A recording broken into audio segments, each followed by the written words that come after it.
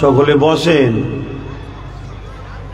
খেয়াল ছিল না তেল শেষ হয়ে গেছিল, তাই জেনারেটরে হাওয়া ধরে নিয়েছিল। যাক, সুবিধা অসুবিধা হতে পারে। আপনারা বসেন, আর এই মোবাইলে এত ব্যস্ত হন নেই। মোবাইলে বড্ড ব্যস্ত হচ্ছে, আলোচনার সমস্যা হবে। আর যারা মাহফিলের জন্য এসেছেন, এসে বসেন। দু চারটে ছেলেকে বলবো গেটের কাছে দাঁড়ান, বাকি ভিড় করার দরকার নেই। দু চারটে কমিটির ছেলে গেটের কাছে দাঁড়াবেন, বাকি কাউকে দাঁড়াবার দরকার নেই। হয় ভেতরে এসুক, না ঘরে চলে যাও, দুটোর মধ্যে একটা। কি গো, ভুল বললাম নাকি? হয় ভেতরে আসুক, না ঘরে চলে যাও। কেন দু চারটে বদমাইশের জন্য এত সুন্দর একটা প্রতি বছর প্রোগ্রাম হয়, এটা নষ্ট হবে, এটা তো মেনে নেওয়া যায় না। এমনি এটা হওয়াতে অনেকের অসুবিধে হচ্ছে, অনেকেরই অসুবিধে হচ্ছে। আমরা কারো বিরুদ্ধে বলি না, আমরা শুধু আমাদের কথা বলি, এতেই অনেকের জ্বলন হয়। আমরা শুধু আমাদের কথা বলি, কোরআনের কথা বলি, রসুলের কথা বলি, আল্লাহর কথা বলি, কারো বিরুদ্ধে বলি না। কেন কারো বিষয়ে বলার আমাদের প্রয়োজনই নাই। কেন আমরা টপ গুলো পেয়েছি, তো অন্যদিকে তাকাবার কি দরকার? বলুন আলহামদুলিল্লাহ। কিন্তু দুঃখের বিষয়, এতেই অনেকের সমস্যা হয়। তাহলে সেই জায়গায় দু চারটে বদমাইশ ছেলে তারা সুযোগ করবে, তাদের দ্বারা দিয়ে আমাদের এই সুন্দর প্রোগ্রামকে নষ্ট করতে চাইবে। এটা কমিটিকে বলবো, তোমরা কড়া হাতে দেখো, দু চারটে ছেলে ছাড়া গেটের কাছে কেউ না দাঁড়ায়। দাঁড়াবে তাকে বলবে হয় ভাই ভেতরে যাও, আর নাই সোজা ঘরে চলে যাও, আর নাই বাজার হচ্ছে ওইদিকে, ওই যে ঘর ভাই, এখানে আসতে হবে না। আর দোয়া চাওয়ার 1 ঘন্টা আগে গেটটা সিল করে দেওয়া দরকার। ভুল বলছি নাকি? তাতে তাবারু বেঁচে যায়। লিয়ে যে খালে দিয়ে দেবেন, মাছ খাক। কথা কি খারাপ হচ্ছে নাকি? তাবারু বেঁচে যায়, খালে লিয়ে যেতে দেবেন, মাছ খাক। ওইরকম নেমো খারাপ মুসলমানকে খেয়ে লাভ নেই, যারা নিজের ধর্মের গুরুত্ব বোঝে না, নিজেদের ঐতিহ্যের গুরুত্ব বোঝে না। কি গো, বলাটা কি কড়া হয়ে গেল? একটু কড়া হতে হবে বাপ, না হয় অসুবিধে আছে। কথা বুঝলেন তো? যাক, আলোচনার দিকে যাচ্ছি। দীর্ঘক্ষণ প্রায় দেখতে দেখতে সময় নষ্ট হয়ে গেল। দুরূদ শরীফ আল্লাহুম্মা সাল্লি আলা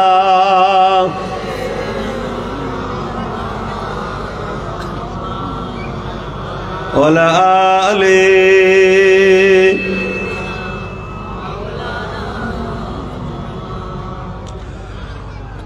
وقال الله تعالى في كلام المجيد والفرقان الحميد।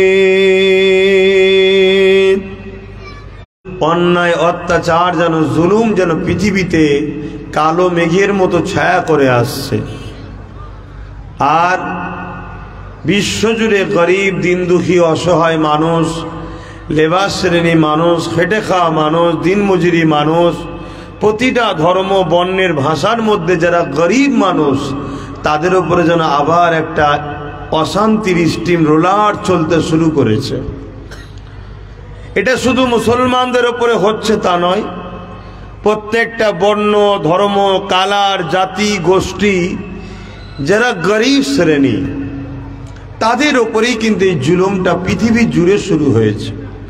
কোনো জায়গায় মুসলমানের উপরে হচ্ছে, কোনো জায়গায় আদিবাসী, দলিত, কোনো জায়গায় বিভিন্ন ধর্মের গরিবদের উপরে কিন্তু একটা জুলুম হচ্ছে। এর কারণ মানুষ মনুষ্যত্ব থেকে আস্তে আস্তে দূরে সরে যাচ্ছে। তবে তুলনামূলক ইসলামের ওপরে বা ইসলামের অনুসারীদের ওপরে একটু বেশি টর্চার, একটু বেশি চাপ, বেশি জুলুম।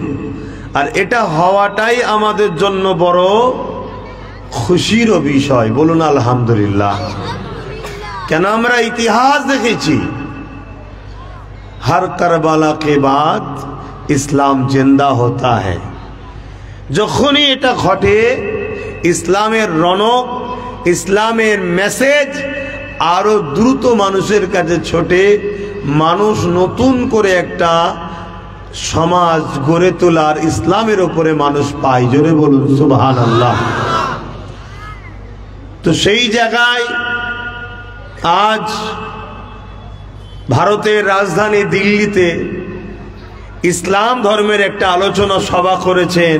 এটা চারটিখানি ব্যাপার নয় আজকের দিনে। আবার একটা সমস্যা হলো বাঙালিরা করেছে। যদি অবাঙালিরা করতো তবু একটা বিষয় ছিল, বাঙালিরা করেছে। এটা কিন্তু একটা বিরাট বড় আপনাদের ব্যাপার, যেটা আপনারা কতটা অনুভব করছেন বুঝছেন জানি না।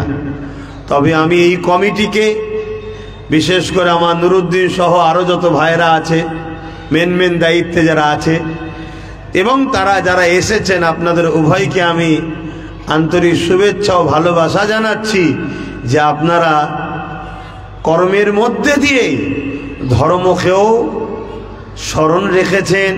ধর্মের মেসেজ শোনা ও শোনাবার একটা সুব্যবস্থা তৈরি করছেন। আল্লাহ কবুল করে, বলুন আল্লাহুম্মা আমিন। কেন এটা একটা অনেক মহান কাজ। এই কাজের মধ্যে যে বা যারা জড়িয়ে আছে, এই কাজে যারাই সহযোগিতা করছে, কেউ শ্রম দিয়ে, কেউ বুদ্ধি দিয়ে, কেউ অর্থ দিয়ে, কেউ আবার বাগানকে সাজিয়ে এসে বসে এই বাগানের সৌন্দর্য গড়ে তুলছে, উভয়টা কিন্তু বড় একটা ভালো। কেননা আজকে আপনাদের এই প্রচেষ্টায় দিন ইসলামের একটা আলোচনার জায়গা এখানে তৈরি হয়েছে, যার জন্য আল্লাহ নবী বলেছেন যেখানে কোরআনের মাহফিল হয় ওই মাহফিলের সম্মান এতটাই, যারা গিয়ে বসে তাদের উপরই আল্লাহ খুশি হয়, ছোট ছোট গুনাহগুলো আল্লাহ মাফ করে দেয়। জোরে বলুন সুবহানাল্লাহ। আজ আমরা যারা বসেছি আমাদের তো গুনাহ মাফ হবে ইনশাল্লাহ। তো এই জিনিসটা যারা করলো তাদের অবদান আছে না নাকি? তারা বেকার নাকি? তারা আজকে করেছিল বলেই তো আমরা বসতে পারলাম। তাহলে তারা অনেক মহান কাজ করেছে। আল্লাহ তাদেরও দুনিয়া আখিরাতের কল্যাণ দেন, বলুন আল্লাহুম্মা আমিন। তো সংক্ষেপ সময়, কেন দেখতে দেখতে এদিক ওদিক করতে করতেই 8 ঘন্টা চলে গেল।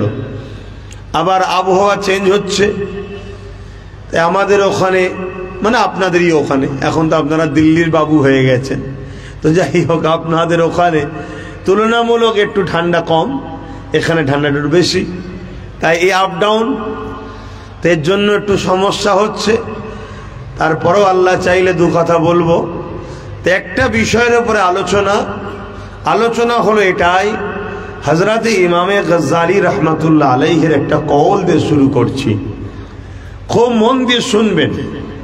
আপনারা খেটে খাওয়া মানুষ, লেবার শ্রেণী মানুষ, উস্তাকার মানুষ, যে যাই করেন খেটে খাটেন, তারপরে পরিশ্রম করেন, বিনিময়ে কিছু আল্লাহ মিলায়। তার মধ্যে দিয়ে আপনারা এই কাজ করতে বসেছেন, এটা যাতে আল্লাহ কবুল করে এ আশা আমি রাখি, আপনারাও রাখেন। তবে কিন্তু একটা কথা আপনাদের ভাবতে হবে, সর্বদিক দিয়ে যেন আমরা একটা বালা মুসিবতের মধ্যে আমরা যেন জড়িয়ে আছি। খেয়াল করে দেখুন, ব্যবসা জীবনেও অর্থনীতি কারবার ডাউনের দিকে না আপের দিকে? বলুন, আগের থেকে আরো ডাউনের দিকে না আপের দিকে? ডাউনের দিকে। সংসার জীবন বলুন, রাষ্ট্র জীবন বলুন, সব দিক দিয়ে যেন একটা মুসিবত ছেয়ে উঠছে। সবাই, আমি আপনি শুধু নয়, সবাই। কিন্তু আমি আপনাদের ঘরে যখন মেসেজ দিচ্ছে সমাধান আছে না নাই, এই সমাধানটা আপনাদের কাছে আজকে একটু ছোট্ট করে দিয়ে যাচ্ছি। হযরত ইমামে গজ্জালী রহমাতুল্লাহ আলাইহি বলেছেন, যখন তোমাদের উপরে কোনো বালা আসবে, মুসিবত আসবে, বিপদের ছায়া আসবে, তখন তোমরা কি করবে জানবে? এই বিপদ, এই মুসিবত, এই বালা আসার মূল কারণ হলো হুজুরের সঙ্গে মহব্বতের দ্রুত হয়েছে, মহব্বত কমেছে, এজন্য আমাদের উপরে এই মুসিবত, এই বালা আসছে। আজ যদি আমরা তাকিয়ে দেখি, আমাদের ধর্মীয় ব্যাপারেও অনেক কিন্তু মুসিবত বালা আসছে। এর কারণ কি? ইমামে গজ্জালী হুজুর বলছেন হুজুরের মহব্বত কমছে। তাই হুজুর এ থেকে উদ্ধার হওয়ার উপায় কি? ইমামে গজ্জালী হুজুর বলছেন মহব্বত বাড়াতে হবে। জোরে বলুন সুবহানাল্লাহ। কার সাথে? কার সাথে বলুন? নূর নবী হযরত মুহাম্মদ সাল্লাল্লাহু আলাইহি ওয়াসাল্লাম। জোরে বলুন সুবহানাল্লাহ। হুজুরের প্রেম ও আদব আপনাকে দুনিয়া ও আখিরাতের সমস্ত বিপদ থেকে নাজাতের ওসিলা হবে। জোরে বলুন সুবহানাল্লাহ। ইমামে গাজ্জালি হুজুরকে জিজ্ঞেস করা হয়েছে, হুজুর এই প্রেম বাড়বে কিভাবে? ইমামে গাজ্জালি হুজুর বলছেন, প্রেম বাড়ার দুটো রাস্তা। একটা হলো হুজুরের উপরে দরুদ বেশি বেশি করে পড়তে হবে। আজকে বুকে হাত দিয়ে বলুন, এখানে যতগুলো মানুষ আছেন, আপনারা এই মাহফিলটার না হলে অন্য সময় কি দরুদ পড়েন? বলেন, আওয়াজ দেন। এটা মাহফিলের ওসিলাই হচ্ছে, কিন্তু এটাও আমি বলে যাই, এই মাহফিলকে বন্ধ করারও ষড়যন্ত্র চলছে। কি কথাটা কি বলা ভুল হলো? এটাও হোক চাইছে না, এটাও হোক চাইছে না। বেঈমান তো 100%ই চাইছে না। আমাদেরও লেবাসধারী কিছু আছে, তারাও চাইছে না যে মাহফিলটা করার কি দরকার, বন্ধ করতাম। কিন্তু একটা ওসিলায় আমরা দরুদ পড়লাম না। এই দরুদ পড়লে কি হয়? হুজুরের সঙ্গে মহাব্বত বাড়ে। জোরে বলুন সুবহানাল্লাহ। আমরা অন্য সময় তো পড়তেই পারি না, তবু একটা বাহানায় একটা দরুদ হলো। তারপরও যদিও বা পড়ানো হচ্ছিল, আমাদের পড়ার মতো ঠিক জোশও নাই, কোন রকম না পড়লে নয়, তাই পড়ছিলেন হয়তো, নাকি এরমই লাগছিল তো। তাহলে আমাদের ধ্বংসের কারণ হুজুরের প্রেম ও আদব কমে যাওয়া। আর প্রেম বাড়ে কিসে? দরুদে। সেই দরুদ আমাদের কাছে নাই। দ্বিতীয় নম্বর, প্রেম বাড়ে কিসে? এই ছেলে তুই কি করছিস? তারপরও লিবি একটা চল যা বাবা, দু পাটি দাঁত বার করে হাসছিস এখানে বসে বসে। তাহলে বলো তো, ইমামে গাজ্জালি হুজুরকে জিজ্ঞেস করা হচ্ছে, হুজুর দ্বিতীয় নম্বর কি? ইমামে গাজ্জালি হুজুর বলছেন, নবীর জীবনী পড়ো, এতে হুজুরের সঙ্গে প্রেম ও মহব্বত বাড়বে। জোরে বলুন সুবহানাল্লাহ। আমাদের ছেলেরা পড়েন হুজুরের জীবনী? কথা বল। তাহলে হুজুরের সঙ্গে যার প্রেম ও আদব নেই, সে কামিয়াব নাই। আজকে আমাদের প্রেম আদবের দুটো রাস্তা, দুটোতেই আমাদের ভাটা পড়েছে। তাই তো আজকে আমরা বিপদে। তাই তো আমার মসজিদ নিরাপদে নাই, তাই তো আমার মাদ্রাসা নিরাপদে নাই, তাই তো আমার ঈদগাহ নিরাপদে নাই, তাই তো আমার আজকে ব্যবসা বাণিজ্য কারবার রুজি রুটি সংসার কোনো জায়গাতেই আজ আমাদের শান্তি নাই। কারণটা কি? দেখুন, দুনিয়ায় অন্য কারো সঙ্গে আমি আপনাকে তুলনা করব না। অন্য কারো কিসে শান্তি হয় আমার দেখার দরকারও নাই। আমি আপনাকে বললাম যে আমরা আমাদের আলোচনা করব, আলোচনা করতে এসেছি। আজকে খুব ভালো করে শুনবেন। পশ্চিমা দুনিয়া, আমেরিকা বলুন, ব্রিটেন বলুন, ফ্রান্স বলুন, পশ্চিমা দুনিয়ার যুবক যুবতীরা গুগলে সার্চ করছে আমার নবীকে নিয়ে, রিসার্চ করছে, গুগল থেকে আমার নবীর জীবনী বার করছে, ওই জীবনী পড়ছে। পড়তে পড়তে পড়তে পড়তে হাজারো লাখো অন্য ধর্মে জন্ম লিয়া ঘরের ছেলেরা নবীর জীবনী পড়তে পড়তে নবীর প্রেমিক হয়ে কলেমা পড়ে মুসলমান হচ্ছে। জোরে বলুন সুবহানাল্লাহ। আরো জোরে বলুন সুবহানাল্লাহ। আর আমাদের বাপ দাদু পূর্বপুরুষ মুসলমান, কিন্তু আমরা নবীর জীবনী ছেড়ে দিয়েছি, নবীর প্রেম থেকে দূরে সরে যাচ্ছি। মনে রাখবেন একটা কথা, আল্লাহ আমাদের মিটিয়ে দেবে। আল্লাহ আপনাদের মিটিয়ে দেবে। নতুন প্রজন্ম তৈরি হচ্ছে, অন্য ঘরে জন্ম নিয়েছে, কিন্তু তাদেরকে ইসলাম ভালো লেগে যাচ্ছে, নবীর জীবনী ভালো লেগে যাচ্ছে। তাদের হাতে আল্লাহ পুরো ইসলাম, কোরআন, নবী সব তাদের কাছে দিয়ে দেবে, দিয়ে আল্লাহ আমাদের শেষ করে দেবে। আল্লাহ তার কোরআন, তার দ্বীনের হিফাজত তিনি করবে। কথা মাথায় ঢুকছে? আল্লাহ যে নিয়ামত দিয়েছে, যদি নিতে পারেন কামিয়াবি, যদি নিতে না পারেন আল্লাহ অন্য একটা নতুন সমাজ থেকে তুলবে, তাদের কাছে ইসলাম পাঠিয়ে দেবে। তারাই দেখবেন ইসলামকে ধরে রেখেছে, তারাই ইসলামে জীবন যাপন করছে, আমাকে আপনাকে মিটিয়ে দেবে। যদি আমরা মনে করি যে আমরা ইসলাম ছেড়ে দিয়ে অন্যদিকে চলে যাব, মনে রাখবেন আমার দেশেই তো ঘটনা ঘটেছিল। কোন এক জালিম বলেছিল না কোরআনে 26টা আয়াত মিথ্যা আছে। লাস্টে এই জালিম ইসলাম থেকে বেরিয়ে যেদিকে গেছে সেখানেও ঠাঁই পায়নি। এটা মনে রাখবেন, এটা মনে রাখবেন যে আমার হুজুরের নয়, দুনিয়া আখিরাতে তার কোনো দামই নাই। এটা মাথায় রাখুন। আল্লাহ নিয়ামত দিয়েছে, নিয়ামতের শুকরিয়া আদায় করুন। তাহলে হুজুরের মহব্বত নবীর জীবনী পড়লে বাড়ে। জোরে বলুন সুবহানাল্লাহ। হুজুরকে জিজ্ঞেস করছে, হুজুরের যদি জীবনী পড়তে না পারা যায়, ইমামে গাজ্জালি হুজুর বললেন, যেখানে নবীর জীবনী আলোচনা হয় সেই মাহফিলে গিয়ে বসো, নবীর জীবনী শোনো, এতে আত্মা অন্তর ইমানের খোরাক হয়। জোরে বলুন সুবহানাল্লাহ। আজকে তো জীবনীয় আলোচনা বন্ধ, কথা বুঝছেন না? পুরো পৃথিবী জুড়ে বড় ষড়যন্ত্র তোমার আমার সঙ্গে নূরের নবী সম্পর্ক ডিভাইড তৈরি করে দিবার। পুরো পৃথিবী জুড়ে এই প্ল্যানটা চলছে, এই পরিকল্পনাটা চলছে। এই প্ল্যান পরিকল্পনা কেন চলতে লেগেছে? যারা মানুষের প্রভু হতে চাইছে তারা বারবার রিসার্চ করে দেখেছে, যাদের দিলেতে নবীর প্রেম ও আদব আছে, অর্থাৎ ঈমান আছে, তাদেরকে কখনো মিটানো সম্ভব হয়নি। আর তারা এমন একটা সমাজ, এমন একটা জাতি, সংখ্যা যদি অল্প হয়, তাদের মোকাবেলায় পৃথিবীর বড় বড় জালিমের সাম্রাজ্য মিটে গেছে। তাই কিসের জোরে এই ক্ষমতা তারা ধরে? রিসার্চ করে দেখছে তারা, এই ক্ষমতার নাম হলো নবীর প্রেম ও আদব, অর্থাৎ ঈমান, যেটা আজ আমাদের কাছে বড় দুর্বল। আর এই দুর্বলটা করানো হয়েছে, এই দুর্বলটা এমনি এমনি হয়নি, করানো হয়েছে। কেন করানো হয়েছে? যাতে করে যারা মানুষের খোদা হতে চাইছে, মানুষের প্রভু হতে চাইছে, তারা যখন অন্যায় করবে আমরা যাতে তাদেরই গোলাম হয়ে থাকি, প্রতিরোধ না করতে পারি। বুঝতে পারছি তো নাকি?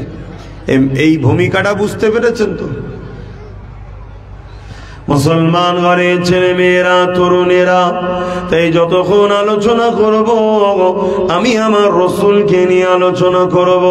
কেননা আমাদের সঙ্গে নবীর মহাব্বত, ভালোবাসা, আদবের সম্পর্ক করা দরকার।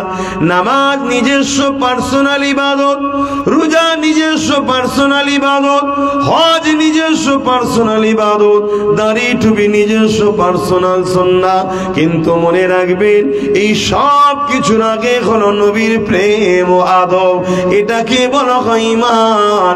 ঈমান যার যত বেশি শক্তিশালী দুনিয়ার জমিনে, তার দ্বারা তত বেশি উপকৃত হবে।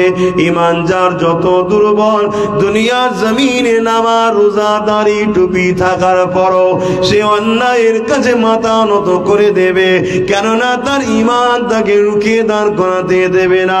আর ইসলাম কি বলছে? অন্যায়কে দেখে যে প্রতিবাদ করবে না, তার মধ্যে ঈমানও নাই। অন্যায় দেখে যে প্রতিবাদ করবে না, তার মধ্যে কি? ঈমান নাই। আর যার মধ্যে ঈমান নাই, তার কিছুই নাই।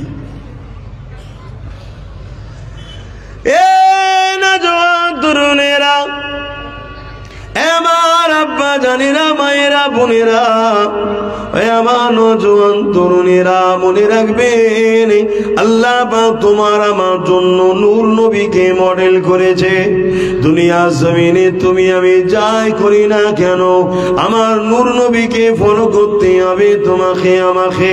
তবেই তুমি আমি দুনিয়ায় কামিয়াবি হব, আখিরাতেও কামিয়াবি হব। তবে এখানে একটা কথা বলে দিয়ে যায়, দুনিয়া সিদরুল মুমিনিন ওয়া জান্নাতুল কাফিরিন। মুমিনদের জন্য দুনিয়াটা জেলখানা, আর অবিশ্বাসীদের জন্য দুনিয়াটা জান্নাত। যদি আপনি 60-70 বছর, 80 বছরের জান্নাত নিতে চান, তাহলে পরকাল আপনার জন্য জাহান্নাম হয়ে যাবে। আর দুনিয়া যদি আপনি শান্তি না চান, তাহলে তুমি মুমিন হও, মুমিনের জন্য জেলখানা। এখানে কষ্ট হবে, এখানে মুসিবত হবে, এখানে তোমার তোমার উপরে টার্গেট হবে, জুলুম করা হবে। তুমি যেদিকেই যাও না কেন তোমার জন্য বাধার দেয়াল দেওয়া হবে।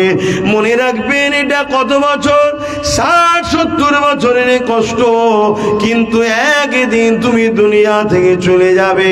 আল্লাহ কবর থেকে শুরু করে আখিরাতের প্রতিটা মঞ্জিল পার করে আল্লাহ পাক তোমাকে চিরশান্তির জান্নাত দিয়ে দেবে।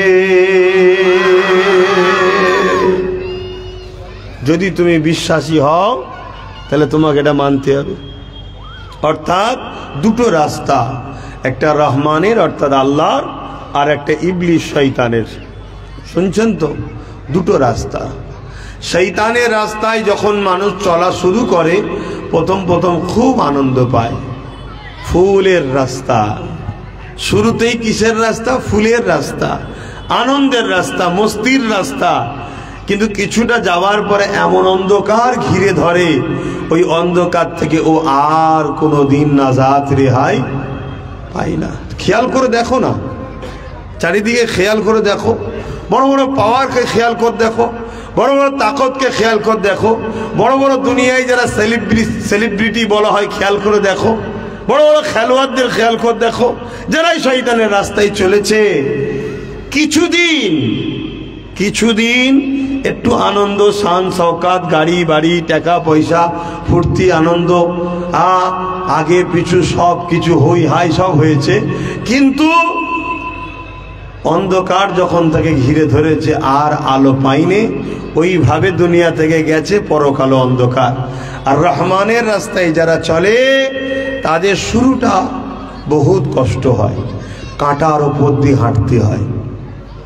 একটা টাইম আছে যে টাইমে আল্লাহ থেকে পরীক্ষা নেওয়াটা ছেড়ে দেয়, সেখান থেকে সে শান্তি শুরু হলো, কবরও শান্তি, আখিরাতেও চির শান্তির জান্নাত পাই। জোরে বলুন সুবহানাল্লাহ। বাবেরা, নওজোয়ান, তরুণেরা, আল্লাহ পাক প্রতিটা নবী আলাইহিস সালাম দিওকে পরীক্ষা নিয়েছে। তোমাকে আমাকে নেবে না, এটা কেমন করে হতে পারে? তবে হ্যাঁ, নবী আলাইহিস সালাম দিওকে যে পরীক্ষাটা নিয়েছে, ওই পরীক্ষা তোমাকে আমাকে আল্লাহ নেয়নি। কেননা ওই পরীক্ষা নিলে তুমি আমি ধৈর্য ধরতে পারবো না।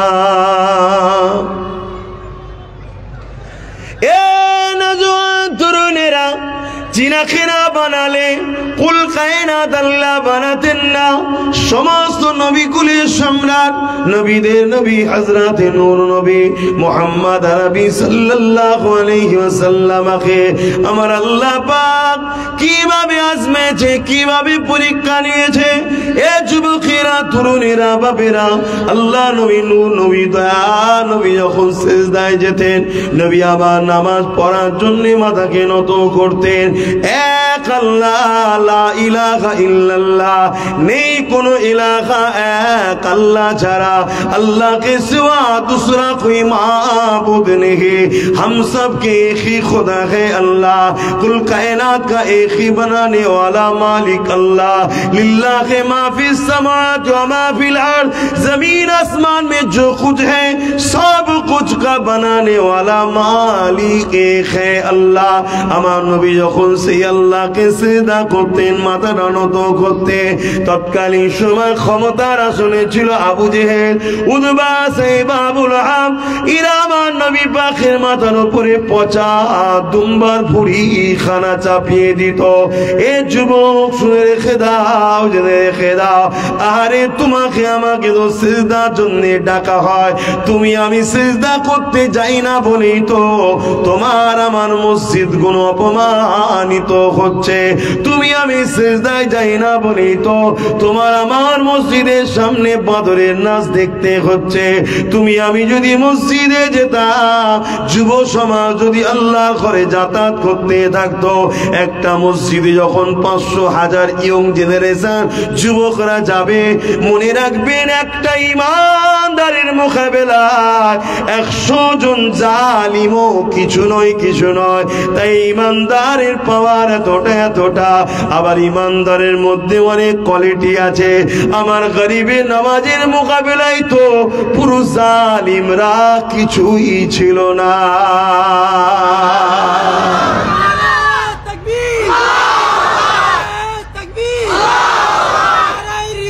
ইয়া রাসূলুল্লাহ।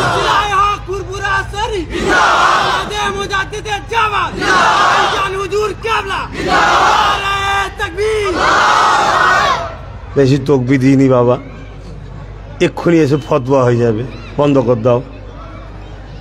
এই উপরে বসো না তুমি, আসো আসো আসো, কথা বুঝে আসছো না? নাই বেশি তকবীর টকবীর দিয়ে যাবি বাবা, এত জ্বলন। কি আমি ভুল বলছি? এতে জ্বলন আছে না? নাই।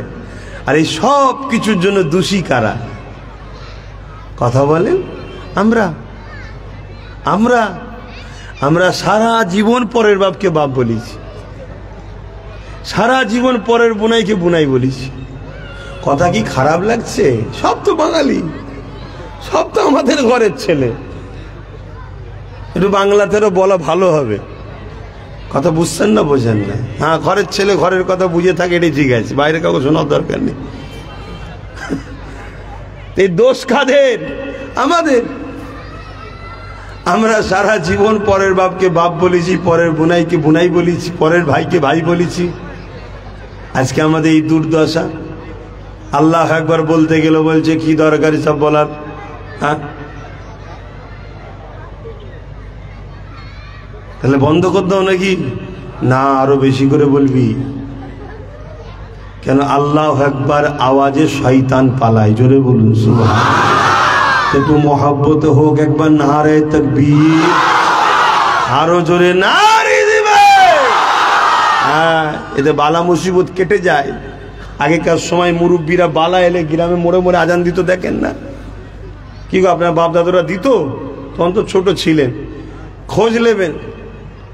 গ্রামে যখন বালা মুসিবত এসতো, কলেরা থেকে টাইফয়েড থেকে বিভিন্ন সময় বিভিন্ন রোগ এসতো, মানুষ মরে যাচ্ছে, হু করে মরে যাচ্ছে।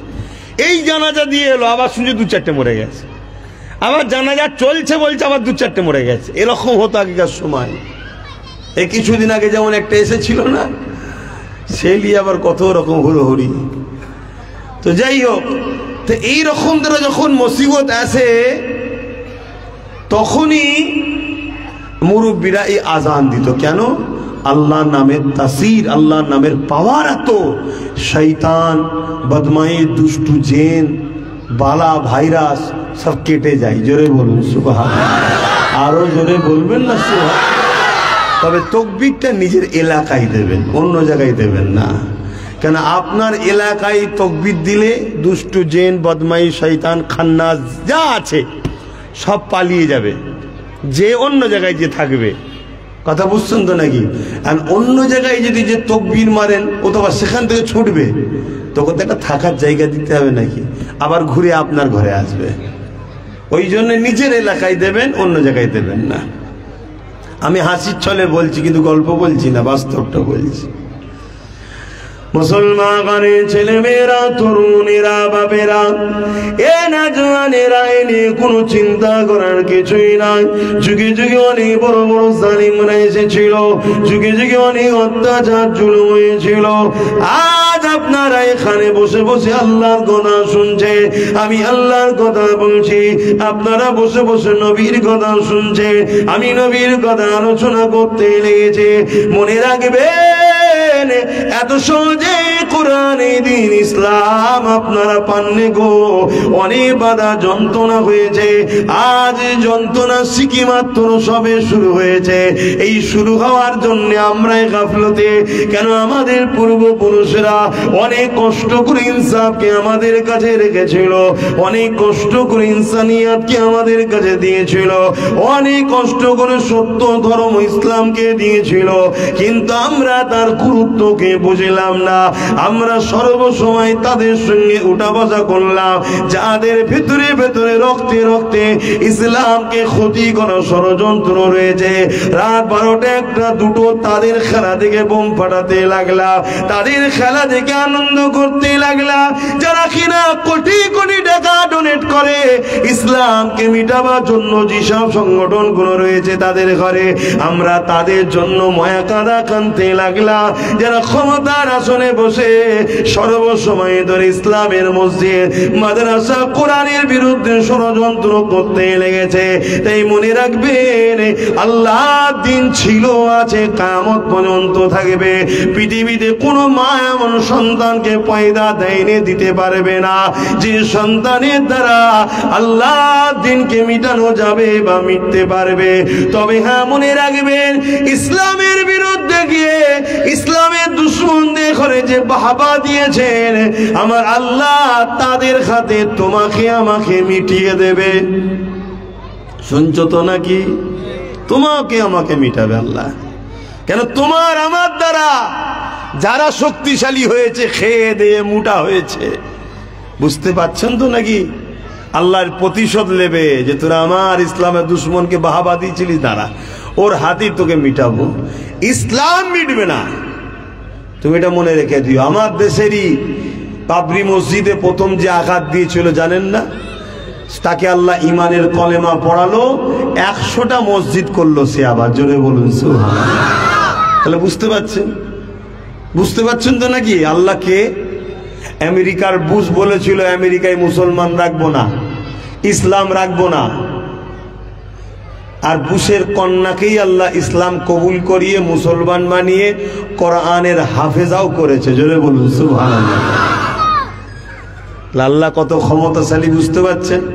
তা আজ যারা তোমাদের সহযোগিতায় ফুলে ফুপে মোটা হয়েছে, তোমাদেরই সহযোগিতায় যারা ক্ষমতার আসনে বসেছে, তোমাদেরই সহযোগিতায় যারা সেলিব্রিটি হয়েছে, তোমাদের সহযোগিতায় যারা কোটি কোটি টাকা ইনকাম করে ইসলামের দুশ্মনদের ঘরে সহযোগিতা ওইসব ফান্ডে দিচ্ছে, এসব তোমার আমার সহযোগিতা ছাড়া বাপ কেউ উঠতে পারেনি। তাদের হাতে আল্লাহ তোমাকে আমাকে মিটাবে, ইসলামকে না। ইসলাম ছিল, আছে, থাকবে, এটা তুমি মাথায় রেখে দাও। যুবকেরা, এটা আজকে নতুন নয়। ইসলাম বলতে আমরা মনে করি দাড়ি টুপি, মসজিদ, মাদ্রাসা, না, শুধু এতটুকু নয়। ইসলাম এমন একটা ধর্ম, ইন্নাদ-দীনা ইনদাল্লাহিল ইসলাম। মহান সৃষ্টিকর্তা আল্লাহ বলছে আমার পছন্দনীয় ধর্ম হলো ইসলাম। ইসলাম তো পিপাসিত মানুষের পিপাসা মিটাবার না, ইসলাম তো বস্ত্রহীনকে বস্ত্র দিবার না, ইসলাম তো অন্নহীনকে অন্ন দিবার না। এ যুবকেরা, ইসলাম মজলুমের পাশে দাঁড়াবার না, ইসলাম জালিমের বিরোধী করার না, ইসলাম মা বাপকে ভালোবাসার না, ইসলাম ক্ষুধার্ত মানুষকে খানা খাবার না, ইসলাম সম্প্রীতি করার না, ইসলাম মানব বন্ধন করার না, ইসলাম গরিবকে সাহায্য করার না। যদি অন্য ধর্মের হয় दूसरे गैर मुल्क का भी हो, गैर मजहब का भी हो, हाँ किसी धर्म के साथ उनकी तवल्लुक भी हो, अगर वो गरीब है, कमजोर है, दुर्बल है, उसी को साथ दे के मोहब्बत करना, उसी के पास खड़े हो जाना, इसी का नाम भी इस्लाम है। कोई भी हो, अगर भूखा है, मुसलमान हो, क्रिश्चियन हो, हिंदू हो, जैन हो, कोई भी हो, अगर भूखा है तो उसको खाना देना, इसी का नाम है इस्लाम। আমার নবী পাক সাল্লাল্লাহু আলাইহি ওয়াসাল্লাম বসে আছেন, একজন মানুষ এসে জিজ্ঞাসা করল, ইয়া রাসূলুল্লাহ, ইয়া হাবিবাল্লাহ, ইসলাম में सबसे अच्छा काम क्या है? इस्लाम में सब থেকে ভালো কাজ কি? इस्लाम में सबसे अच्छा काम क्या है? मेरे नबी ने फरमाया, जो शख्स भूखा है उसको खाना खिलाओ, ये सबसे अच्छा काम है। बोलिए सुभान अल्लाह। नमाज के बारे में नहीं बोले, रोजा के बारे में नहीं बोले, हज के बारे में नहीं बोले। ये सबसे अच्छा रोजा है, सबसे अच्छा नमाज है, सबसे अच्छा हज करना है, नहीं फरमाया। मेरे नबी ने फरमाया, भूखा जो है उनको खाना खिलाओ, ये इस्लाम का सबसे अच्छा काम है। बोलिए सुभान अल्लाह। उस शख्स ने फरमाया, अगर भूखा गैर इस्लाम है तो? मेरे नबी ने फरमाया, मैं तो कह रहा हूं इंसान, जो इंसान भूखा है उसको खाना खिलाओ। मैं तो ये नहीं फरमाया जो मुसलमान भूखा है। अरे इंसान का मतलब है मुस्लिम है, हिंदू है, क्रिश्चियन है, दलित है, और जो किसी मजहब से उनकी तवल्लुक हो, अगर कोई भी इंसान हो भूखा है तो उसको खाना खिलाओ, यही इस्लाम का सबसे अच्छा काम है। बोलिए सुभान अल्लाह। ওই মানুষটা শোনার সাথে সাথে সঙ্গে সঙ্গে আমার নূর নবীর কদমে এলে বললেন, যে ধর্মে গরিবকে খানা খাওয়াটা সব থেকে ভালো কাজ, অপরের হেল্প করা, ওই ধর্ম থেকে আমি দূরে থাকতে চাইনি। সেও কলমা পড়ে মুসলমান হলো। জোরে বলুন সুবহানাল্লাহ। আর আজকে মুসলমান ঘরের ছেলে, इस्लाम में सबसे अच्छा काम जो भूखा है उसको खाना खिलाओ। और हर मुसलमान अभी क्या कर रहे हैं, दूसरे की खाना छिनाने की कोशिश कर रहे हैं। अगर खुद के लिए नहीं किए हैं तो अपने लीडर के लिए कर रहे हैं ना, করছো না করে নে। গরিবকে কিনে লাও, গরিব থেকে লুটে লাও, গরিবকে আরো গরিব করো, এসব কাজে আমরা লেগেছি না লেগিনি? তাহলে এই জন্য আল্লাহ আমাদের মিটাচ্ছে, এর জন্য আল্লাহ আমাদের মিটাচ্ছে। একটা ওসিলা, একটা বাহানা, কারো বাহানা দিয়ে কারো ওসিলা দিয়ে করছে। খোদার বিনা হুকুম ছাড়া গাছের পাতা লড়তে পারে? তাহলে আমাদের যেই লাট সাহেবই হোক না কেন, খোদার বিনা হুকুম ছাড়া কি করে আমাদের পিছনে লাগতে পারে? কথা মাথায় ঢুকছে না লোকের? আমাদের কর্মের ভোগ আমরা করছি, আমাদের কর্মের ফল আমরা পাচ্ছি। তাহলে এ থেকে রেহাই কি হবে? হ্যাঁ, রেহাই আছে তো, বললাম তো। আসুন, তওবা করুন, ফিরে আসুন, নূর নবীকে অনুসরণ করুন, আল্লাহ নবীকে প্যার করুন। নবী যে আখলাক চরিত্র দেখিয়েছে, ওই আখলাক চরিত্রে জীবন করুন, আল্লাহ আবার সাহায্য করবে। জোরে বলুন সুবহানাল্লাহ। আমার আল্লাহ পাক তিনি, যিনি ফিরাউনের মতো রাজাকে নীল নদে ছুঁচো ডুবানোর মতো ডুবিয়ে ডুবিয়ে মেরেছে, সেই আল্লাহ আছে না নাই? বলবেন তো? ए जुबाकेरा दुनिया में ऐसा कोई हुकूमत है जो मेरे रब ताला से पावर ज्यादा है? अच्छा नाकि আমার আল্লাহ থেকে পাওয়ার কোন হুকুমতের আছে নাকি? এ যুবকেরা, তরুণেরা, আমার আল্লাহ তো তিনি যে কিনা এমন করে নমরুদকে খোড়া মশা দ্বারা মেরেছে, সেই আল্লাহ আছে না নাই? তাহলে আমাদেরকে যদি সাহায্য করে, যে যতই লাপাক, আল্লাহ সাইজ করতে সময় লাগবে। কিন্তু আমাদেরকে তো ইব্রাহিম খালিল বা তার অনুসারীদের মতো হতে হবে, তো মুসা কালিম বা তার অনুসারীদের মতো তো হতে হবে। কিন্তু আমরাই যদি আল্লাহর বিরুদ্ধে, আমরাই যদি দ্বীনের বিরুদ্ধে হই, তাহলে আল্লাহ সাহায্য করবে কেন? আল্লাহ নবী জানালেন, মুমিন এমনকি ছেড়ে পুড়িয়ে থেকে সব কিছু থেকে আমি রাসূলুল্লাহকে বেশি না ভালোবাসতে পারবে, ততক্ষণ তোমরা মুমিন হতে পারবে না। এ যুবকেরা, তরুণেরা, বাপেরা, যে যাকে ভালোবাসে তার অনুসরণ করে চলে। আমরা রাসূলুল্লাহকে যদি ভালোবাসি, তাহলে আমাদের উঠা বসা, চাল চলন, কথাবার্তা, লেবাসে, আখলাকে রাসূলুল্লাহর অনুসরণ করতে হবে।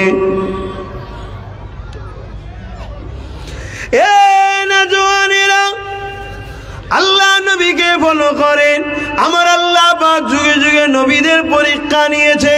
হ্যাঁ, আমাদেরকেও আল্লাহ পরীক্ষা নেবে, তবে এই পরীক্ষায় মজবুত হবে, দাঁড়িয়ে থাকতে হবে। মনে রাখবেন, আমার নবী পা যখন সিজদায় যেত, আবু জেহেল, উতবা, সাইবা আমার নবী পাখির মাথাতে পচা দুম্বার ভুঁড়িকে চাপিয়ে দিত। ওই পচা ভুঁড়ি দুম্বার দুর্গন্ধ বেরোতে থাকতো। আল্লাহ নবীর মাথা তুলতে বড় কষ্ট হতো, নবী পাকে নিঃশ্বাস নিতে বড় কষ্ট হতো। আল্লাহ নবী কেমন করে বেশ কিন্তু সিজদায় পড়ে থাকতো। হযরতে খাতুনে জান্নাত ফাতিমা যাহরা রাদিয়াল্লাহু তাআলা আনহা তখন ছোট ছেলে, তিনি আগে এসে আব্বার মাথা থেকে ওই পচা দুম্বার ভুঁড়িগুলোকে সরিয়ে সরিয়ে নামিয়ে দিত। তারপরে নবী আমার মাথা তুলতেন। এ যুবকেরা, তরুণীরা, বাপেরা, তাহলে ভেবে দেখুন আমার নবী, নূর নবী, দয়া নবীর ওপরে কতটা কষ্ট হয়েছে। তারপরে ইসলাম তুমি আমি পেয়েছি, কতটা কষ্ট হয়েছে। আজকে সেই ইসলাম আমাদের মধ্যে কই?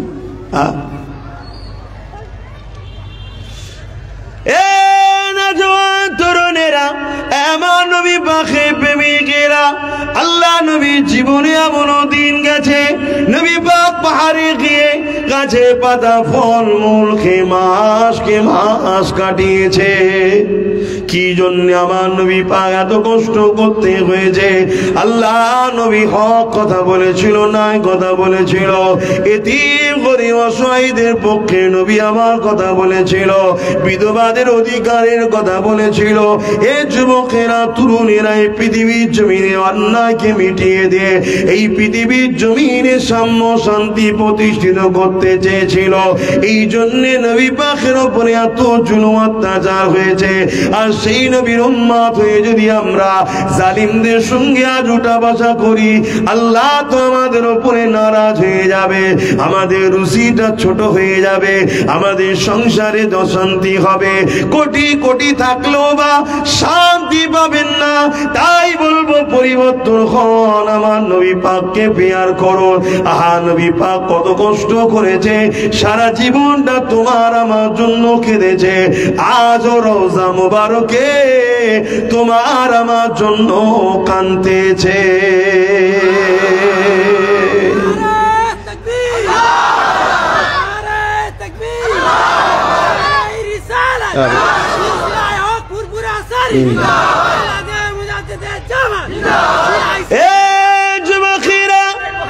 আল্লাহ নবী নবী দয়াল নবী আমার সারা জীবনটা তোমার আমার জন্য কেঁদেছে। আল্লাহ নবী যখনই কেঁদেছে চোখে পানি তোমার আমার জন্য ছিল। উম্মত হিসাবে কোনদিন কি একা একা নিরিবিলে নির্জুমেতে নবীর উপরে দরুদ পড়তে পড়তে কি কেঁদেছো? আহা, আমার নবী আমার কত কষ্ট করেছে, এটা ভেবে কি কখনো কেঁদেছো?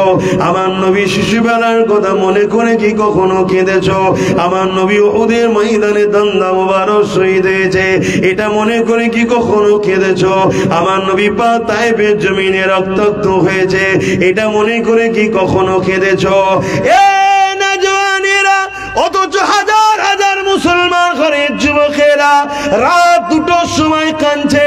কি হয়েছে রে বাবা? বাপ মরে গেছে না মা মরে গেছে? না না না না, ও কাঁদতে কাঁদতে বলছে আমি ভালোবাসি ব্রাজিলকে, হেরে গেছে। আর্জেন্টিনাকে ভালোবাসি, হেরে গেছে, তাই কাঁদছি। এমন মুসলমান আছে না নাই? এ মুসলমানকে যদি আল্লাহ মিটাবার জন্যে এই জালিমকে বসাইতো, অসুবিধে কি হচ্ছে? আমার আজ কি অসুবিধা হচ্ছে? হ্যাঁ, কারো খাইনি, কারো লিইনি, কারো খাইনি, কারো লিইনি। হাকিকাতটা বলছি। হাই রে মুসলমান, কোন দিনের জন্য একটা মুসলমান কাঁদলে, হ্যাঁ, যাহা আমার নবী তায়েফের জমিনে কত মার খেয়েছে, রক্তাক্ত পুরো জুতো মোবারক রক্তে বসে গেছে, তার জন্য কাঁদে না। যিনি আজও কাঁদছে রওজা মোবারক, রাত দুটোই কাঁদছে কেন? আমার ব্রাজিল হেরে গেছে। অথচ ব্রাজিল 24 ঘন্টা ইসলামকে মিটাবার জন্য চেষ্টা করছে। আমার আর্জেন্টিনা হেরে গেছে, সব সময় চাইছে ইসলামকে মিটাবো। আমি জানি ও দেশগুলো পৃথিবীর মানচিত্র থেকে আল্লাহ মিটে দিতে পারে, ইসলাম মিটবে না। জোরে বলুন সুবহানাল্লাহ। কিন্তু আপনাদের এই হাকিকাতের জন্য আপনাদের উপর জুলুম হচ্ছে না হয়নি? কথা বলেন। যুবকেরা পরিবর্তন হন, এখনো সময় আছে। আল্লাহর হস্তে পরিবর্তন হন। আল্লাহ নবীকে প্রিয়ার করেন, ভালোবাসেন, নবীর সুন্নতে জীবন করেন, নিজের পরিবার বাচ্চা মা বাপ নিহাজি করে দিয়ে থাকেন, হালাল ইনকাম করাতে ব্যস্ত থাকেন। ডেলি 1000 টাকা ইনকাম হয়ে গেছে তো কি হয়েছে, 2000 ইনকাম করার জন্য ব্যস্ত থাকেন। তবে হালাল 2000 যদি হয়ে যায় 10,000 হালাল ইনকাম করার ডেলি ব্যস্ত থাকে। হালাল ইনকাম করাটাও ইবাদত, মনে রাখবেন। আপনার প্রয়োজন যতটুকু আছে বাকিটা গরিবকে দিন, আপনার যতটুকু প্রয়োজন আছে বাকিটা দিনের রাস্তায় খরচ করেন। এটা একটা নেকির কাজ, এখানে কোনো ভুল নাই। কিন্তু আল্লাহ দিয়া নিয়ামতকে নিয়ে হারাম কাজে লাগাবেন না, জালিমদের পেছনে খরচ করবেন না, ইসলাম বিরোধীদের সহযোগিতা করবেন না। এ যুবকেরা কেউ যদি তোমার রুজির রাস্তা বন্ধ করে দেবে মনে করো। মনে রাখবে রিজিকের মালিক হলো আমার আল্লাহ। কেউ যদি একটা দরজা বন্ধ করার চেষ্টা করে, আমার আল্লাহ হাজারটা দরজা খুলে দিতে পারে। আরো জোরে বলুন সুবহান। আমাকেই দেখো না, আমার 500-র উপরে জলসা প্রশাসন থেকে বন্ধ করে দিয়েছে। কত জলসা? 500-র উপরে। আমি কি বসে আছি? আগে তো শুধু বাংলাই করতাম, এখন বাংলা ছেড়ে দিয়ে বাইরে বাইরে সব জায়গাতেই যাচ্ছে আল্লাহ করে। তাতে কেউ যদি মনে করে একটা দরজা বন্ধ করব, হাজারটা দরজা খুলে দিয়ে যিনি আমায় ঘোরাচ্ছেন তিনি কে? জোরে চিৎকার দিয়ে বলুন কে? সেই আল্লাহ আপনার নয়? তিনি আপনারটা খুলতে পারে না? আমি ভাই অজ করে যাব, আপনি শুনবেন কি শুনবেন না আপনার ব্যাপার। 10টা বাজবে নেমে যাব। কথা বুঝছেন না? বোঝেন না?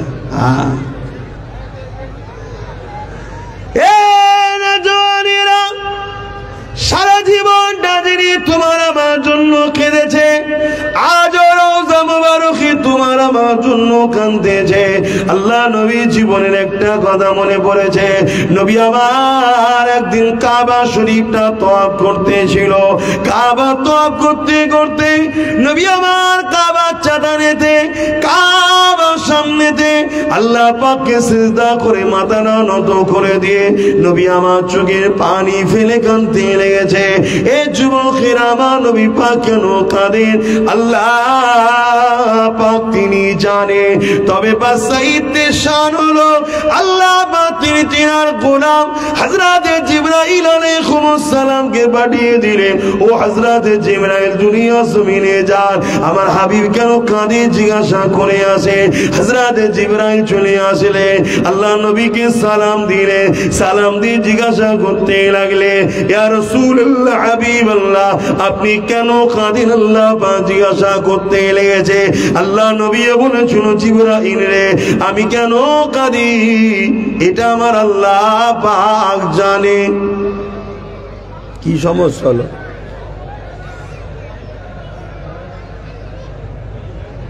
সাইডে আসো, এই ছেলে, এই সাইডে সাইডে।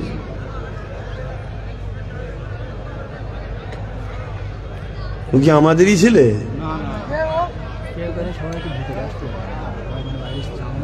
আর আমাদেরও ছেলেদের দোষ আছে। তোর সেজে গুজে আসতে পারিস নি জলসায়? বুঝাও তো যাবে না যে কে কার মধ্যে ঢুকে বসে আছে। একটু সেজে গুজে এলে তো বোঝা যায় এগুলো কোন খ্যাতের, কিন্তু বুঝাও যাচ্ছে না। কি দুনিয়া এসে গেল আল্লাহ। আর এই সময় আল্লাহ আমাকে পেটিয়েছে। কত জ্বালা জ্বলবে। হ্যাঁ,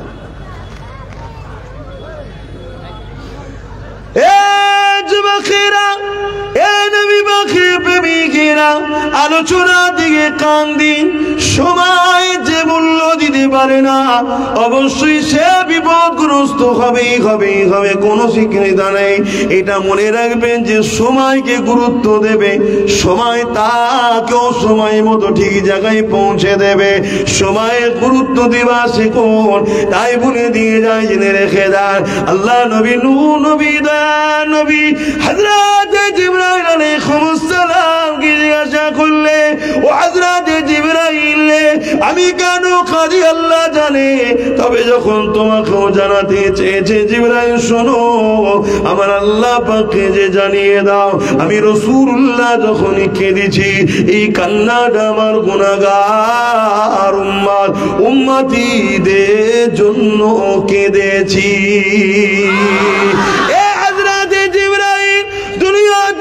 যখনই কেঁদেছি, আমার উম্মতীদের জন্য কেঁদেছি। আমি রাসূলুল্লাহ জীবনে এমনও দিন গেছে 3 দিন না খেয়ে পেটে পাথরকে বেঁধে খাটিয়েছি, তথাপিও খাবার জন্য কাঁদিনি, দোয়া চাইনি। ও হযরতে জিবরাইল, আমার জমিনে এমনও হন গেছে, আমার কলিজার টুকরি খাতুনে জান্নাত তা খয়ে খাবার সমস্যা হয়েছে। করেছে, তথাপি আমি আল্লাহর কাছে কেঁদে দোয়া চাই না। আমি যখনই দোয়া চেয়েছি, আল্লাহ ইয়া রাব্বি হাবলি উম্মতি উম্মতি উম্মতি, আল্লাহ আমার উম্মত উম্মতিদেরকে মাফ করে দিন, আল্লাহ আমার উম্মত উম্মতিদেরকে ক্ষমা করে দিন, আল্লাহ আমার উম্মত উম্মতিদেরকে নাজাত দিয়ে দিন। এ জিবরাইল রে, আজ আমি কাবা শরীফটা তওয়াফ করতে করতে হঠাৎ করে মনে পড়ে যায় আদ জাতির কথা, সামুদ জাতির কথা। এভাবে বিগত দিনে নবী আলাইহিস সালামের উম্মত উম্মতিরা তারা আল্লাহকে ভুলে গিয়ে নবীদের কথা অমান্য করে চলার জন্য, মন দিয়ে পয়েন্টটা শুনবেন, আল্লাহকে ভুলে গিয়ে অন্যান্য নবীর উম্মতেরা তাদের নবীর কথা না শোনার জন্য আল্লাহ পাক তাদেরকে আযাব গজব দিয়ে শেষ করে দিয়েছে। আদ জাতিকে শেষ করে দিয়েছে, সামুদ জাতিকে শেষ করে দিয়েছে, নবী লূত আলাইহিস সালামের কওমকে শেষ করে দিয়েছে। এ হযরত জিবরাইল, আমার উম্মত উম্মতিদের মধ্যে থেকে অনেক উম্মত উম্মতিরা তারা আমি রাসূলুল্লাহর কথাকে অমান্য করবে, আল্লাহ পাকের রাস্তা থেকে অনেক দূরে সরে যাবে। আল্লাহ যেন আমার উম্মত উম্মতিদের উপরে আযাব গজব দিয়ে শেষ না করে দেয়, এই জন্য আমি রাসূলুল্লাহ কাঁদতেছি। এ যুবক রেখে দাও, জেনে রেখে দাও, আমার আল্লাহ আদ জাতিকে পৃথিবীর মানচিত্র থেকে মুছে দিয়েছে, সামুদ জাতিকে পৃথিবীর মানচিত্র থেকে মুছে দিয়েছে। এমন করে তারা বিরাট বড় বড় ক্ষমতাশালী ছিল। আজ থেকে কিছু কম বেশি ৫,০০০, ৭,০০০, ১০,০০০ বছর আগে পাহাড়কে কেটে কেটে তারা ঘর করেছিল। এখনো তাদের সেই তৈরি করা ঘরগুলো এখনো আছে। এত বিশাল বিশাল শক্তিশালী তারা ছিল। এক একটা মানুষ ছিল ৬০ ফুট ৭০ ফুট করে লম্বা। মনে রাখবেন, তাদেরকে আল্লাহ পুরো জাতিটাকে মিটিয়ে দিয়েছে। আমার আল্লাহ তোমাকে আমাকে কবেই মিটিয়ে দিত, কেননা আমি যা করছি ওই নবীর উম্মতরা দেখলো লজ্জিত হতো।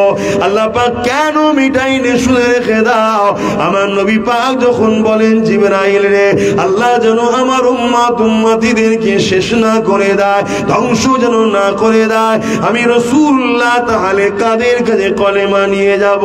আমার আল্লাহ জানিয়ে দিলে, এ আমার হাবিব, কিয়ামত পর্যন্ত পৃথিবীর জমিনে যদি একটা বান্দা বান্দি দিল থেকে আমাকে আপনাকে ভালোবাসে, আমি আল্লাহ ততদিন পর্যন্ত তার জন্য দুনিয়া খেয়ে বাকি রাখবো।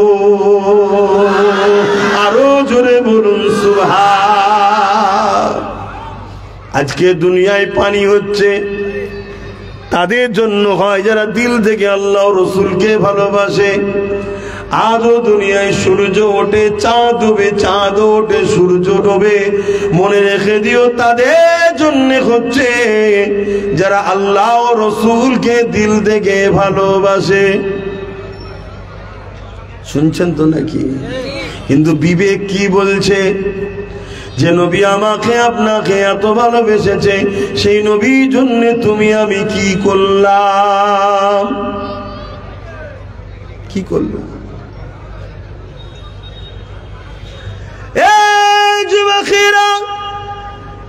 আল্লাহ নবী সারা জীবনটা তোমার আমার জন্য কেঁদেছে। হযরত আবু বকর সিদ্দিক রাদিয়াল্লাহু তাআলা একদিন আমার নবী পাকের দরবারে গেলেন। সাহাবা হুজুররা বসে রয়েছেন। ওই দরবারে সাহাবা হুজুররা আমার নবী পাকের ইজাজত নিয়ে কথা বলতে লাগলেন। ইয়া রাসূলুল্লাহ, হাবিবাল্লাহ, আপনি যদি ইজাজত দেন কিছু কথা বলবো। আল্লাহ নবী ইজাজত দিলে এক একটা সাহাবা হুজুর এক একটা কথা বলতে লেগেছে। কোন সাহাবা উঠে দাঁড়িয়ে বলতে লাগলেন, ইয়া রাসূলুল্লাহ, হাবিবাল্লাহ, আমাকে মনে হয় হয় আমি সর্বসময় যেন নামাজের মধ্যে দাঁড়িয়ে থাকি, কিয়াম করব, রুকু করব, সিজদা দেব, তাসবিহ পড়ব, কিরাত পড়ব। আল্লাহ নবী বড় শুনে খুশি হতে লেগেছে, কেননা যারা বলতে লেগেছে বিগত দিন তারা তো এক আল্লাহকেই ভুলে গিয়েছিল। এ যুবকেরা, তরুণেরা, কোন সাহাবী উঠে বলতে লাগলেন, ইয়া রাসূলুল্লাহ, হাবিবাল্লাহ, আমাকে মনে হয় বছরে 5টা দিন ছাড়া এমন করে 12 বছর রোজা রেখে কাটাবো। আল্লাহ নবী বড় খুশি হতে লাগলেন। আর একজন সাহাবী উঠে বলতে লাগলেন, ইয়া রাসূলুল্লাহ, হাবিবাল্লাহ, আমাকে সর্বসময় কাবা শরীফ তওয়াফ করতে ভালো লাগে। এক এক সাহাবা হুজুর এক একটা কথা বলতে লাগলো। হযরত আবু বকর সিদ্দিক ওখানে ছিলেন, তিনি উঠে দাঁড়িয়ে বলতে লাগলেন, ইয়া রাসূলুল্লাহ, হাবিবাল্লাহ, যদি আপনি ইজাজত দেন আমি আবু বকর কিছু বলবো। কি বলবে বাবা বলুন? হযরত আবু বকর সিদ্দিক বলেছিলেন, ইয়া রাসূলুল্লাহ, হাবিবাল্লাহ, আমাকে সর্বসময় মনে হয় আপনার নূরের কদমের কাছে বসে বসে আপনার চেহারার দিকে তাকিয়ে থাকবো। আরো জোরে বলুন সুবহান। ইয়া রাসূলুল্লাহ, হাবিবাল্লাহ, আমাকে আরো ভালো লাগে হুজুর, সর্বসময় আপনার কদমের কাছে থাকবো। আল্লাহ নবী সাহাবী হযরত আবু বকর সিদ্দিক বলতে লাগলেন, ইয়া রাসূলুল্লাহ, হাবিবাল্লাহ, আমাকে আরো একটা কাজ ভালো লাগে। কি ভালো লাগে?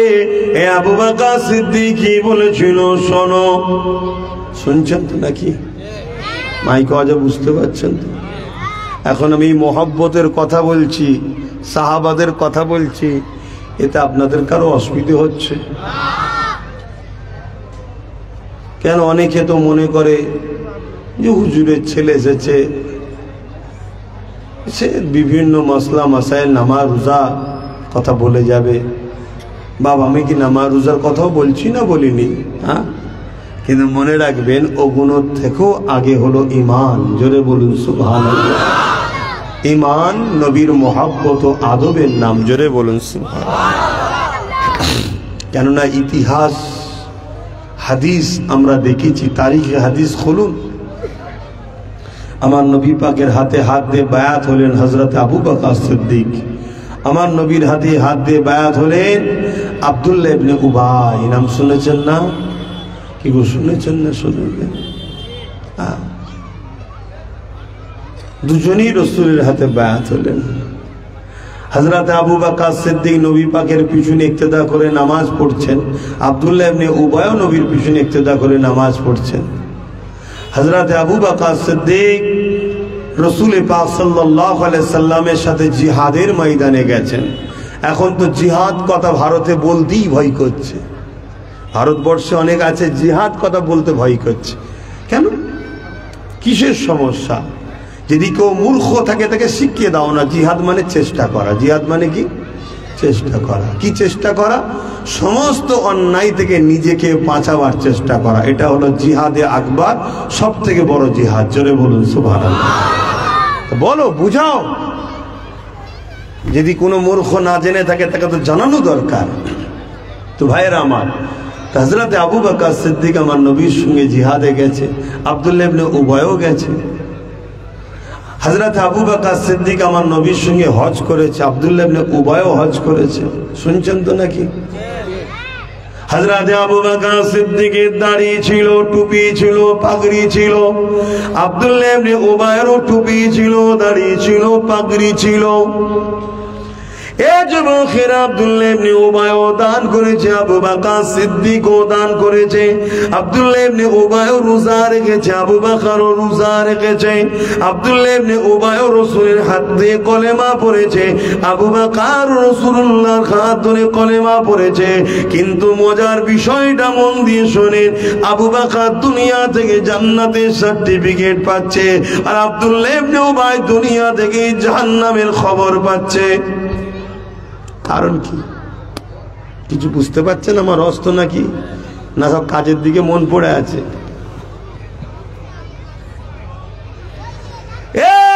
যুবকেরা, হালাল রুজি তো ইনকাম করতে হবে, এর জন্য চেষ্টা তো করতে হবে। তবে মনে রাখবে, যতটা চেনাচ্ছ ততটাই ছেড়ে যা না পাচ্ছ ওর থেকে হালকা চেষ্টা করো। বাকি সময়টা তুমি দরুদের উপরে থাকো, নামাজের উপরে থাকো, কোরআন তিলাওয়াতের উপরে থাকো।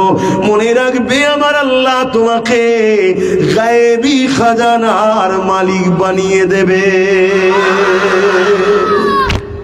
চেষ্টা তো করতে হবে, কিন্তু যেভাবে আমরা আছড়াতে লেগেছি, কে যদি জানতাম আছড়ে কেউ টাটা হয়ে গেছে, কেউ রিলায়েন্স হয়ে গেছে, তাও নাই জানতাম যে হ্যাক করেছে বেটা। সেই তো ওই অবস্থা। কি গো, ভুল বলছি নাকি?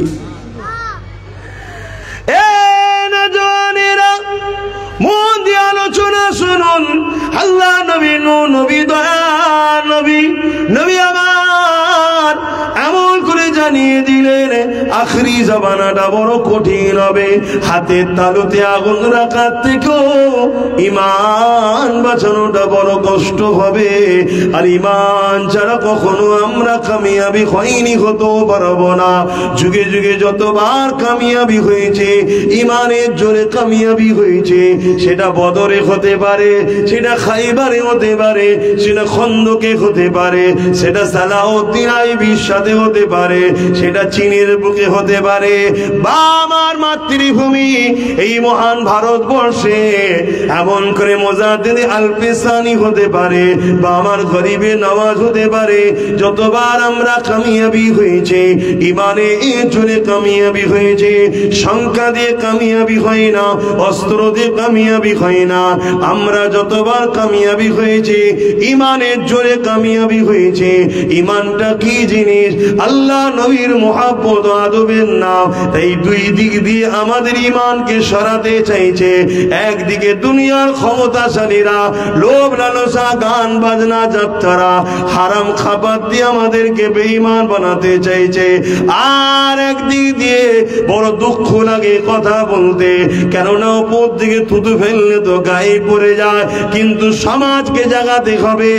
একদল ছদ্মবেশী দাড়িওয়ালা টুপিওয়ালা মৌলানা মুফতি সেজে আমাদের ইমানকে লুটতে চাইছে।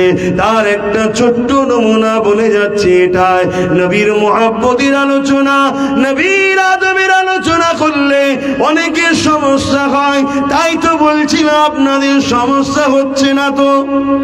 কি গো, বলবেন তো? এজন্যই জিজ্ঞেস করলাম। যুবকেরা, নামাজ তো পড়তেই হবে, রোজা তো রাখতেই হবে, হজ তো করতেই হবে, যাকাত তো দিতেই হবে, নায়ের পক্ষে তো খরচ করতেই হবে। কিন্তু আব্দুল্লাহ ইবনে উবাই করেছিল, করে জাহান্নামী হয়ে গেল। আবু বকর সিদ্দিক করে জান্নাতের সার্টিফিকেট পেয়ে গেল। আমি এই জিনিসটাই বোঝাতে চাইছি। আবু বকর সিদ্দিক নবীর হাতে হাত দিল, আব্দুল্লাহ ইবনে উবাই হাত দিল। আবু বকর নবীর পিছনে নামাজ পড়লো, আব্দুল্লাহ ইবনে উবাই নামাজ পড়লো। আবু বকর রোজা রাখলো, আব্দুল্লাহ ইবনে উবাই রোজা রাখলো। আবু বকর হজ করেছে নবীর সাথে, আব্দুল্লাহ ইবনে উবাই হজ করেছে নবীর সাথে। আবু বকর নবীর সাথে জিহাদের ময়দানে গেছে, আব্দুল্লাহ ইবনে উবাই নবীর সাথে গেছে। এরপর আবু বকর জান্নাতের সুসংবাদ পায়, আব্দুল্লাহ ইবনে উবাই জাহান্নামের খবর পায়। এর কারণটা কি? এটাই তো বোঝাতে চাইছে। যুবকেরা, আবু বকর সিদ্দিককে জিজ্ঞাসা করা হয়েছে, ও হযরত আবু বকর সিদ্দিক, আব্দুল্লাহ ইবনে উবাই নবীর হাতে হাত দিয়ে কলেমা পড়েছে, আপনিও নবীর হাতে হাত দিয়ে কলেমা পড়েছেন। আবু বকর, আপনিও নবীর পিছনে নামাজ পড়েছেন, আব্দুল্লাহ ইবনে উবাই নামাজ পড়েছে। আপনার মুখে দাড়ি, মাথায় টুপি পাগড়ি, আব্দুল্লাহ ইবনে উবাইয়ের মুখে দাড়ি, মাথায় টুপি পাগড়ি। এ আবু বকর, আপনি জান্নাতের সুসংবাদ পেলেন, আব্দুল্লাহ ইবনে উবাই জাহান্নামী হয়ে গেল। এর কারণটা কি? আবু বকর সিদ্দিক বলেছিল, এ দুনিয়ার মানুষ রেখে দাও, আব্দুল্লাহ ইবনে উবাইয়ের যা আছে আমি আবু বকরেরও তাই রয়েছে, কিন্তু আমার যা আছে আব্দুল্লাহ ইবনে উবাইয়ের তা নাই। শুনছো? গুনাহ করতে করতে করতে এখন তো বেঈমানের দিকে চলে যাচ্ছে আমার কওমের ছেলে মেয়েরা। যাচ্ছে না যায়নি? এতদিন ছিল গোনার মধ্যে, এবার বেঈমানির দিকে যাচ্ছে। তবুও তো গোনার মাপ আছে, বেঈমানির তো মাপ নাই, তাই একটু বুঝাচ্ছি। তোমরা তো আমাদেরই ঘরের সন্তান, যেখানেই থাকো। আমার দাদা হুজুরেরই মুরিদের ঘরের ছেলে তোমরা। তোমার বাপ দাদু নানা নানি সব গোড়া দাদা হুজুর। ভুল বলছি নাকি? এই জন্য তো একটু শোনাচ্ছি। তুমি খোঁজ রাখো, আমার ঘরের বেটিরা এখন ইসলাম থেকেই বেরিয়ে যাচ্ছে। কেন? এদের দিলে হুজুর নাই। এদের দিলে যদি হুজুর থাকতো, ও কোনো দিন কারো প্রেম ভালোবাসায় যত হোক ইসলাম থেকে বেরিয়ে যেত না। তাই প্রথমে আমার দিল থেকে পাওয়ারটাকে বার করে লিয়া হচ্ছে। যে পাওয়ারে বন্ধুর সঙ্গে যদি বসো, মদ ঢেলেও ফেলি, খাবার সময় ওই পাওয়ার আমাকে বাধা দেবে, তুই মোহাম্মদ রসুলের উম্মত না? ওইটাকে প্রথম বার করা হয়েছে আমাদের দিল থেকে। আর এই প্ল্যান পরিকল্পনা দীর্ঘ 100 বছর ধরে চলছে। আজকে এই জায়গায় তারা গিয়ে দাঁড়িয়েছে। এটা একদিনের কাজ নয়, 100 বছর ধরে প্ল্যান চলছে। বেশি ডিটেলস খুলে বলতে পারছি না, কথা বুঝে আসছে? এতটুকু শুধু শুনে নাও।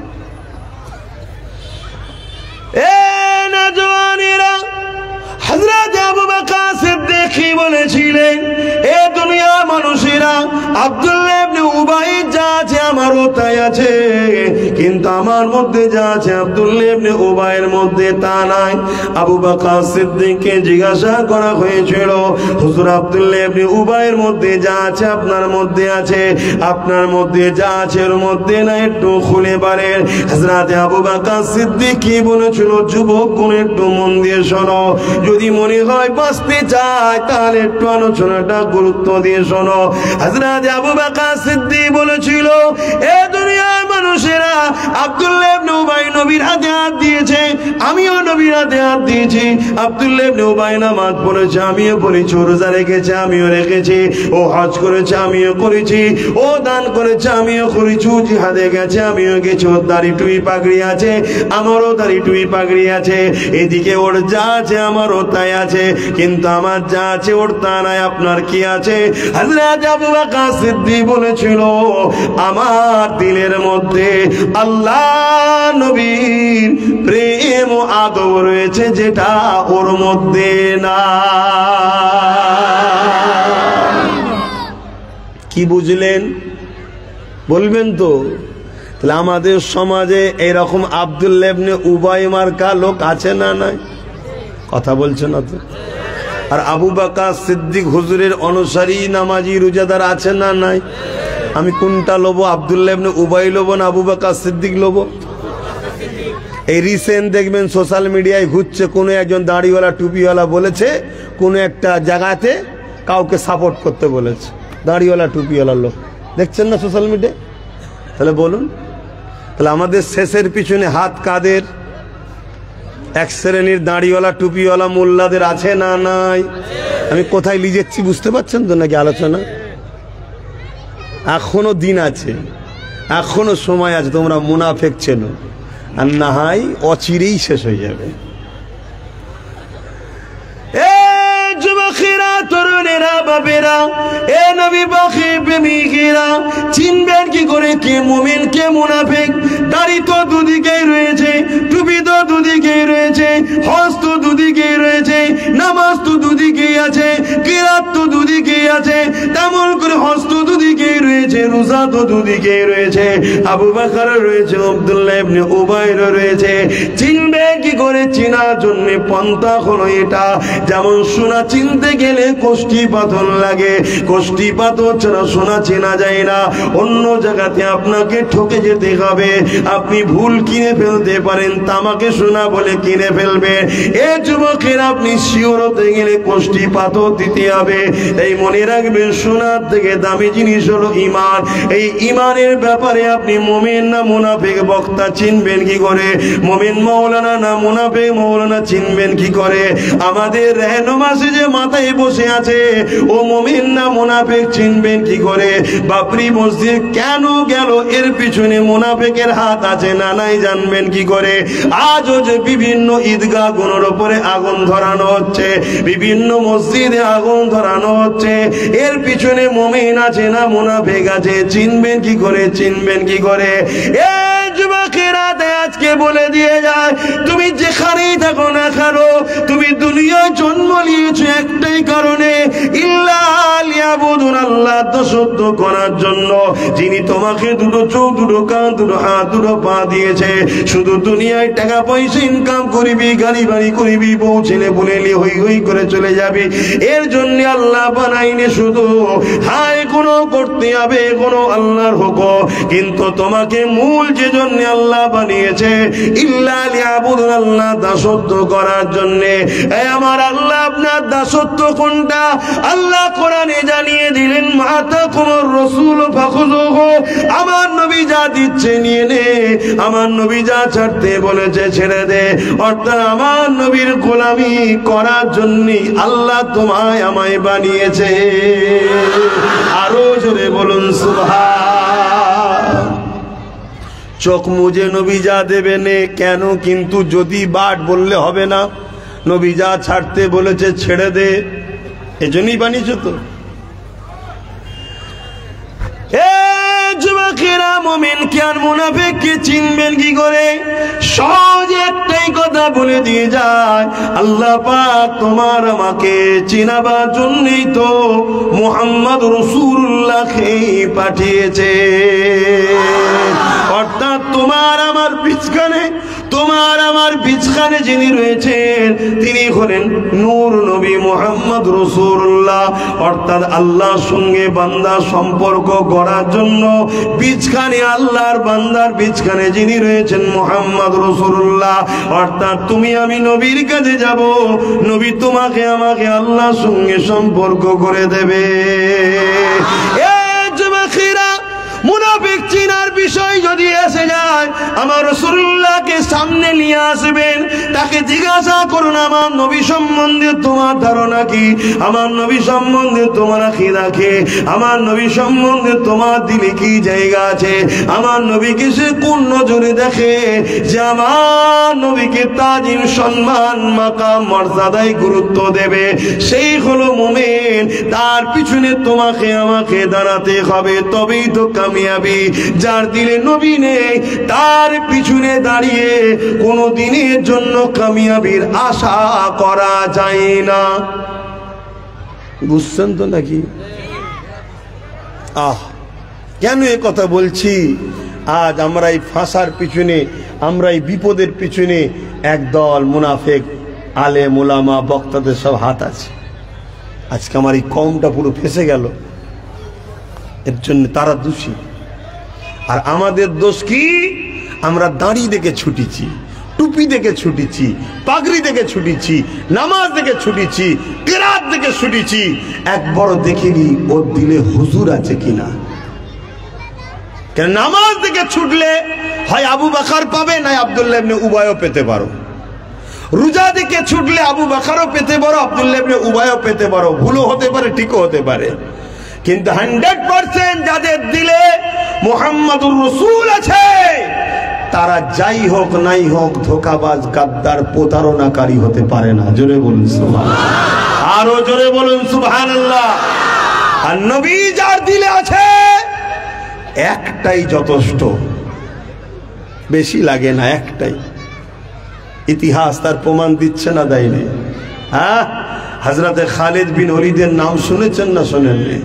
এখন তো এসব সিলেবাসগুলো মাদ্রাসা থেকে তুলে দেওয়া হচ্ছে, আপনারা খবর রাখেন কি জানি না। মাদ্রাসার সিলেবাস থেকে এই সব বিষয়গুলো পড়ানোই বন্ধ করে দেওয়া হচ্ছে। কেন?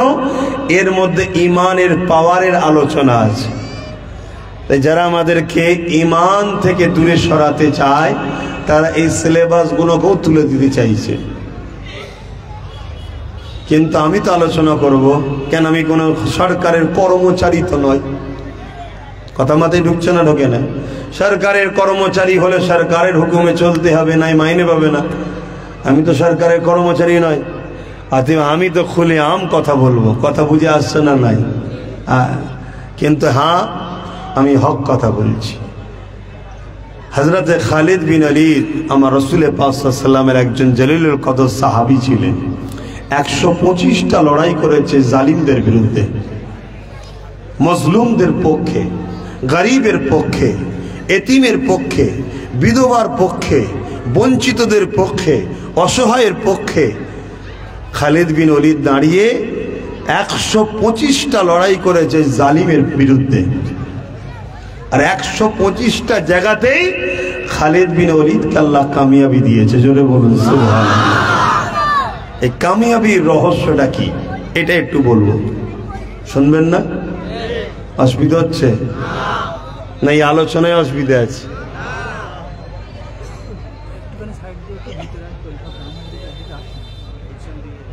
না না, ও সময় করার দর্শক করার সময় নেই। বলবেন তো অসুবিধা আছে আপনাদের?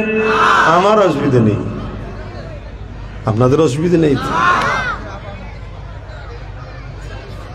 বাপের আমরা তো অন্য কোনো সমালোচনা করছি না, আমি আমার ইসলামের ইতিহাসই তো শোনাচ্ছি।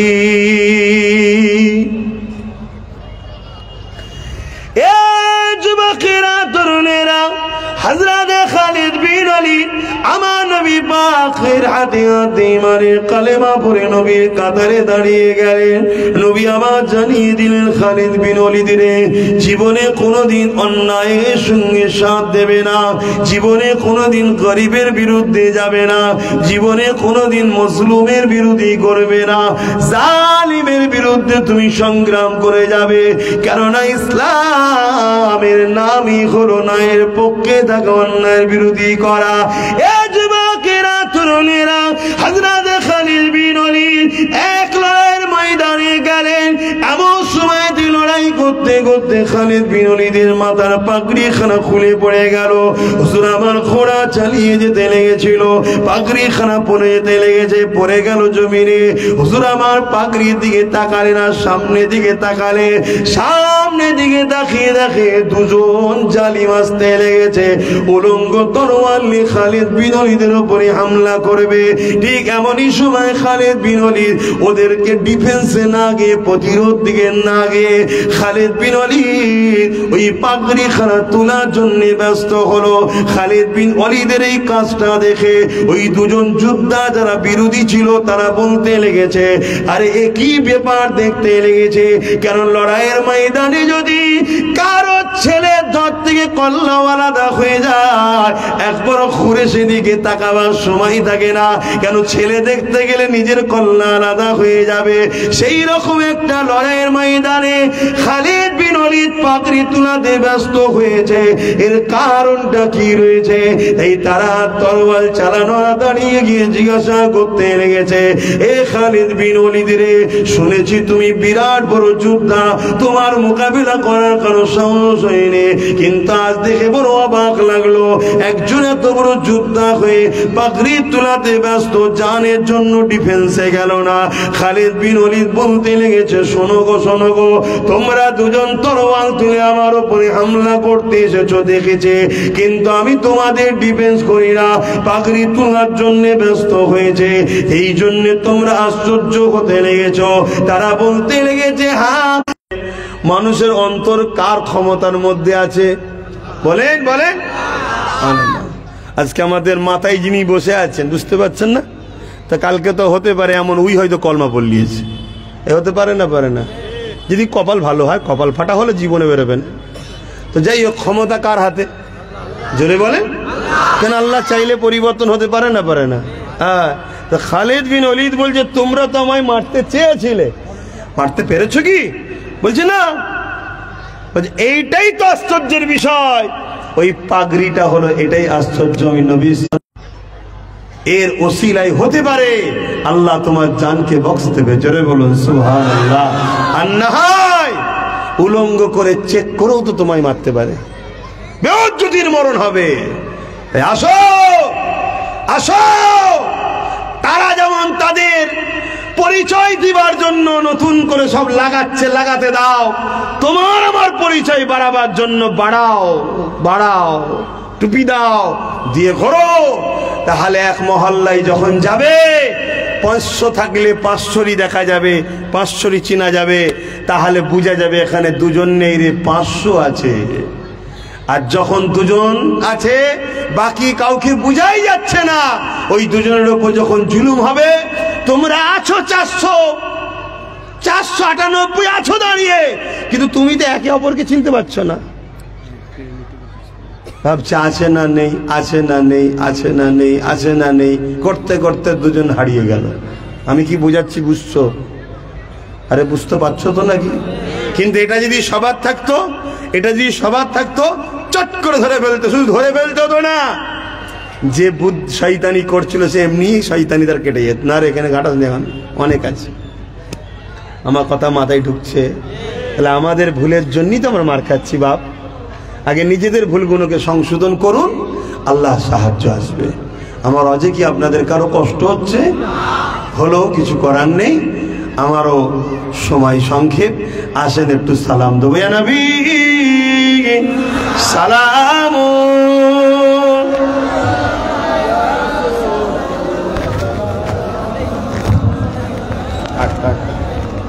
সেটা দেন। ও খুলবেন, তোলে থাক, টাইট দাও।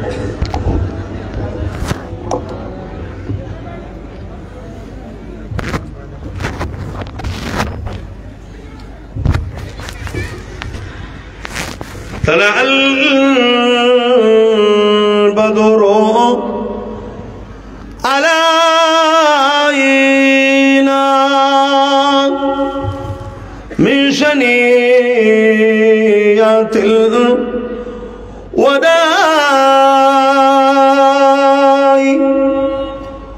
وجب الشكر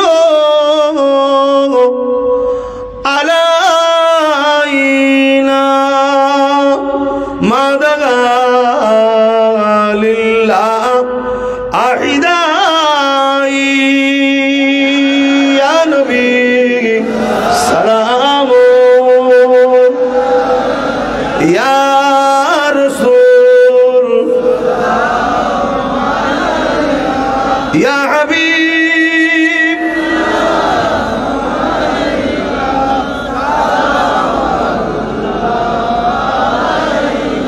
يا نبي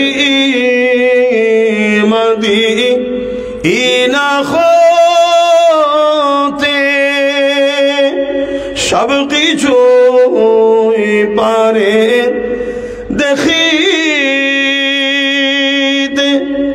কি গো, আমার নবী দেখতে পাইতো নাকি? মদিনা শরীফ থেকে সবকিছু দেখতে পাই। এই ঈমান, বিশ্বাস কার কার আছে একটু হাত তুলে দেখাবেন।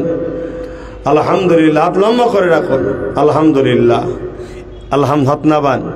এটাই হচ্ছে ব্যাপার। এটা নামাজ নয়, এটা ঈমান। নামাজের থেকেও বড় ব্যাপার হলো হুজুর দেখতে পায়, এটা বিশ্বাস। জোরে বলুন সুবহানাল্লাহ।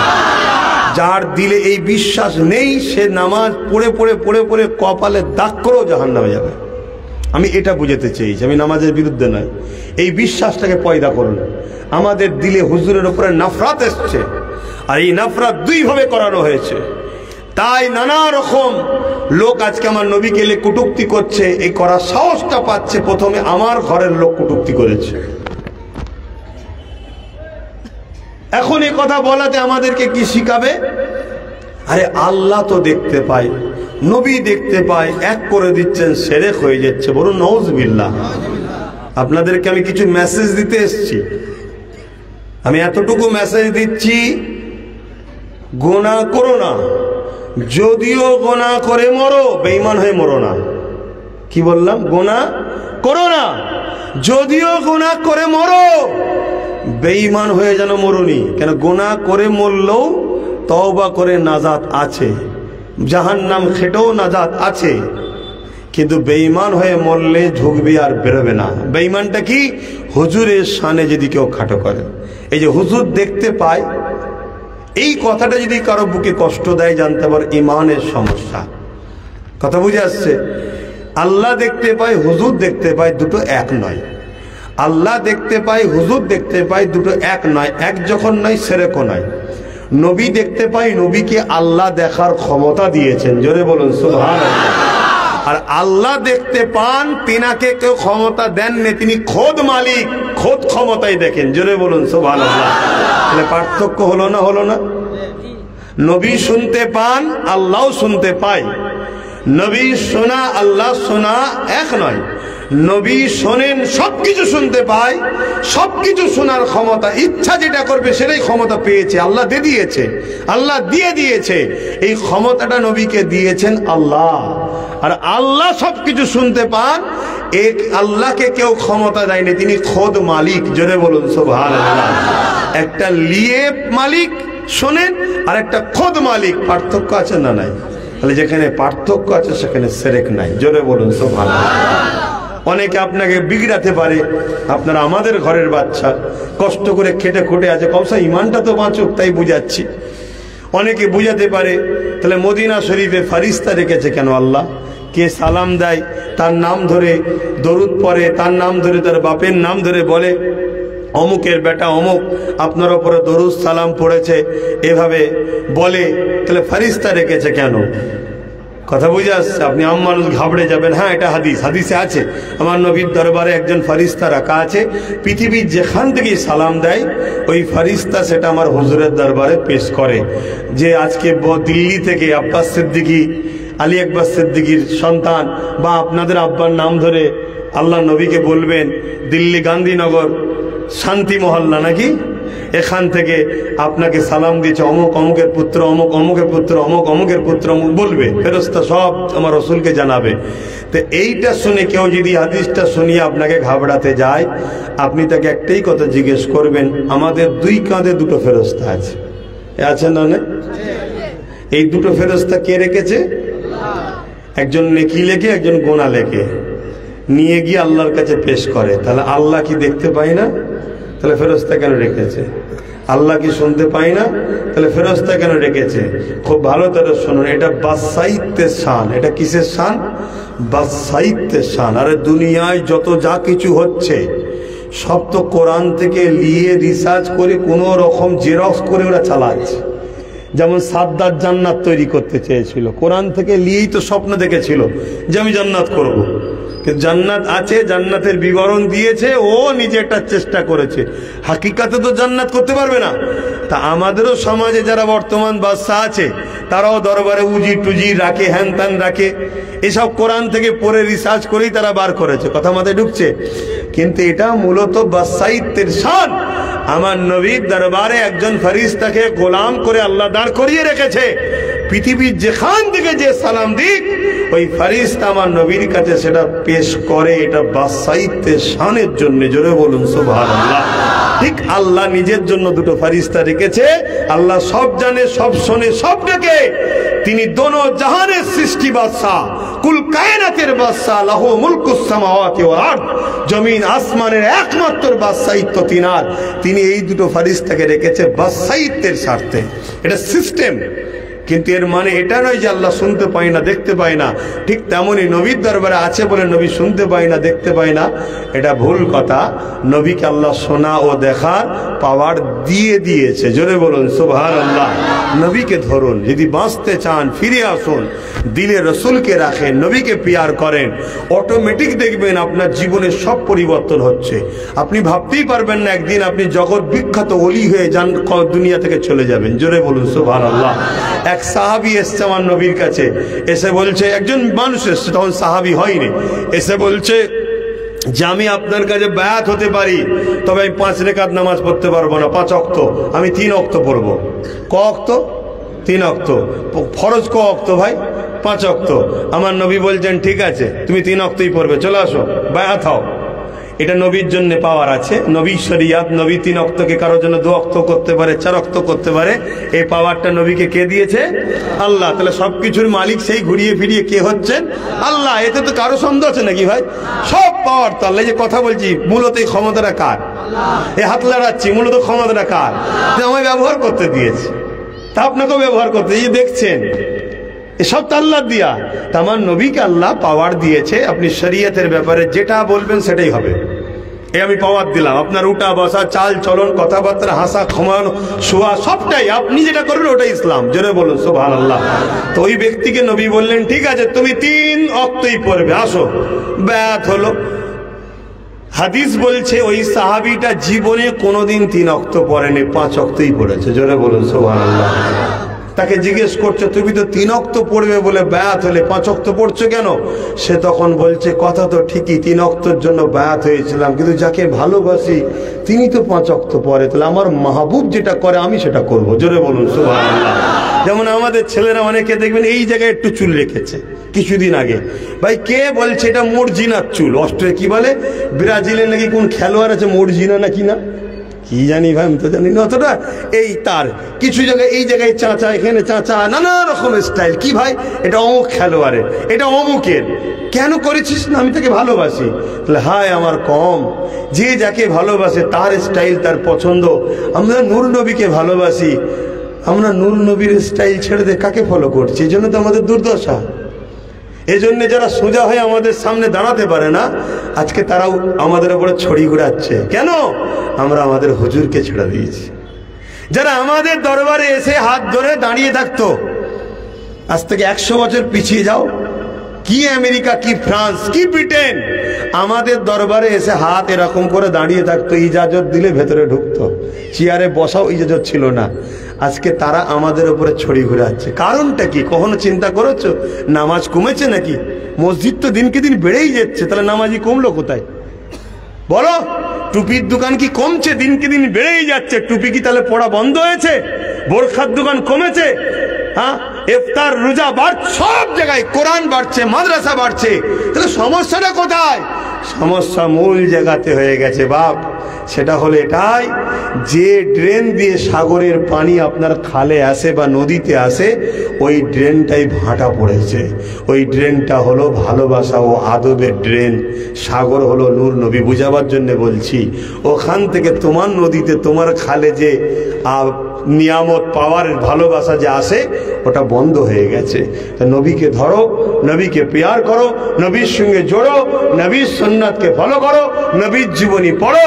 ঘরে বসে বসে, সোফায় বসে, এসি চালিয়ে করো, চোখ বন্ধ করে করে, আর ভাবো আমার নবী এখনো রওজায় আমার জন্য কাঁদছে। তোমার চোখ দিয়ে 2 ফোঁটা পানি বেরোবে। এই প্রেম হতে হতে হতে হতে একদিন দেখবে তোমার সুবহানাল্লাহ, সেই নবী তখন তোমার জন্য বলে দেবে, আর সমস্যা থাকবে। আমার আজ বুঝছেন তো নাকি? আসুন সেই হুজুরকে সালাম দেবো। এই যে দাঁড়িয়ে সালাম দিই, এ নিয়েও সমালোচনা আছে, আছে না নাই? কথা বলেন, আছে না নাই? হ্যাঁ, খবরদার মনে রাখবেন, কেউ যদি বসে সালাম দেয় তার বিরুদ্ধে আমরা নয়। কেউ যদি বসে সালাম দেয় তার বিরুদ্ধে আমরা নয়। কেন? ওটা প্রেমের ব্যাপার, ভালোবাসার ব্যাপার। বাপের 2 ছেলে, একটা ছেলে একরকম ভালোবাসে, আর একটা ছেলে আরেকরকম ভালোবাসে। তো হুজুরের 2 উম্মত, একজন বসে সালাম দিচ্ছে, একজন দাঁড়িয়ে দিচ্ছে। যার প্রেম তার কাছে, আমি ওর বিরুদ্ধে নয়। কিন্তু আমার প্রেমে যে বাধা দেয়, এই দাঁড়ালে কেন, আমি কিন্তু তার বিরুদ্ধে। কথা কিছু মাথায় ঢুকলো? তোর বসে ভাল লেগেছে দে না, আমি তো বারণ করছি না, আমি তোর বিরুদ্ধেও নয়, কিন্তু আমি দাঁড়িয়ে দিই।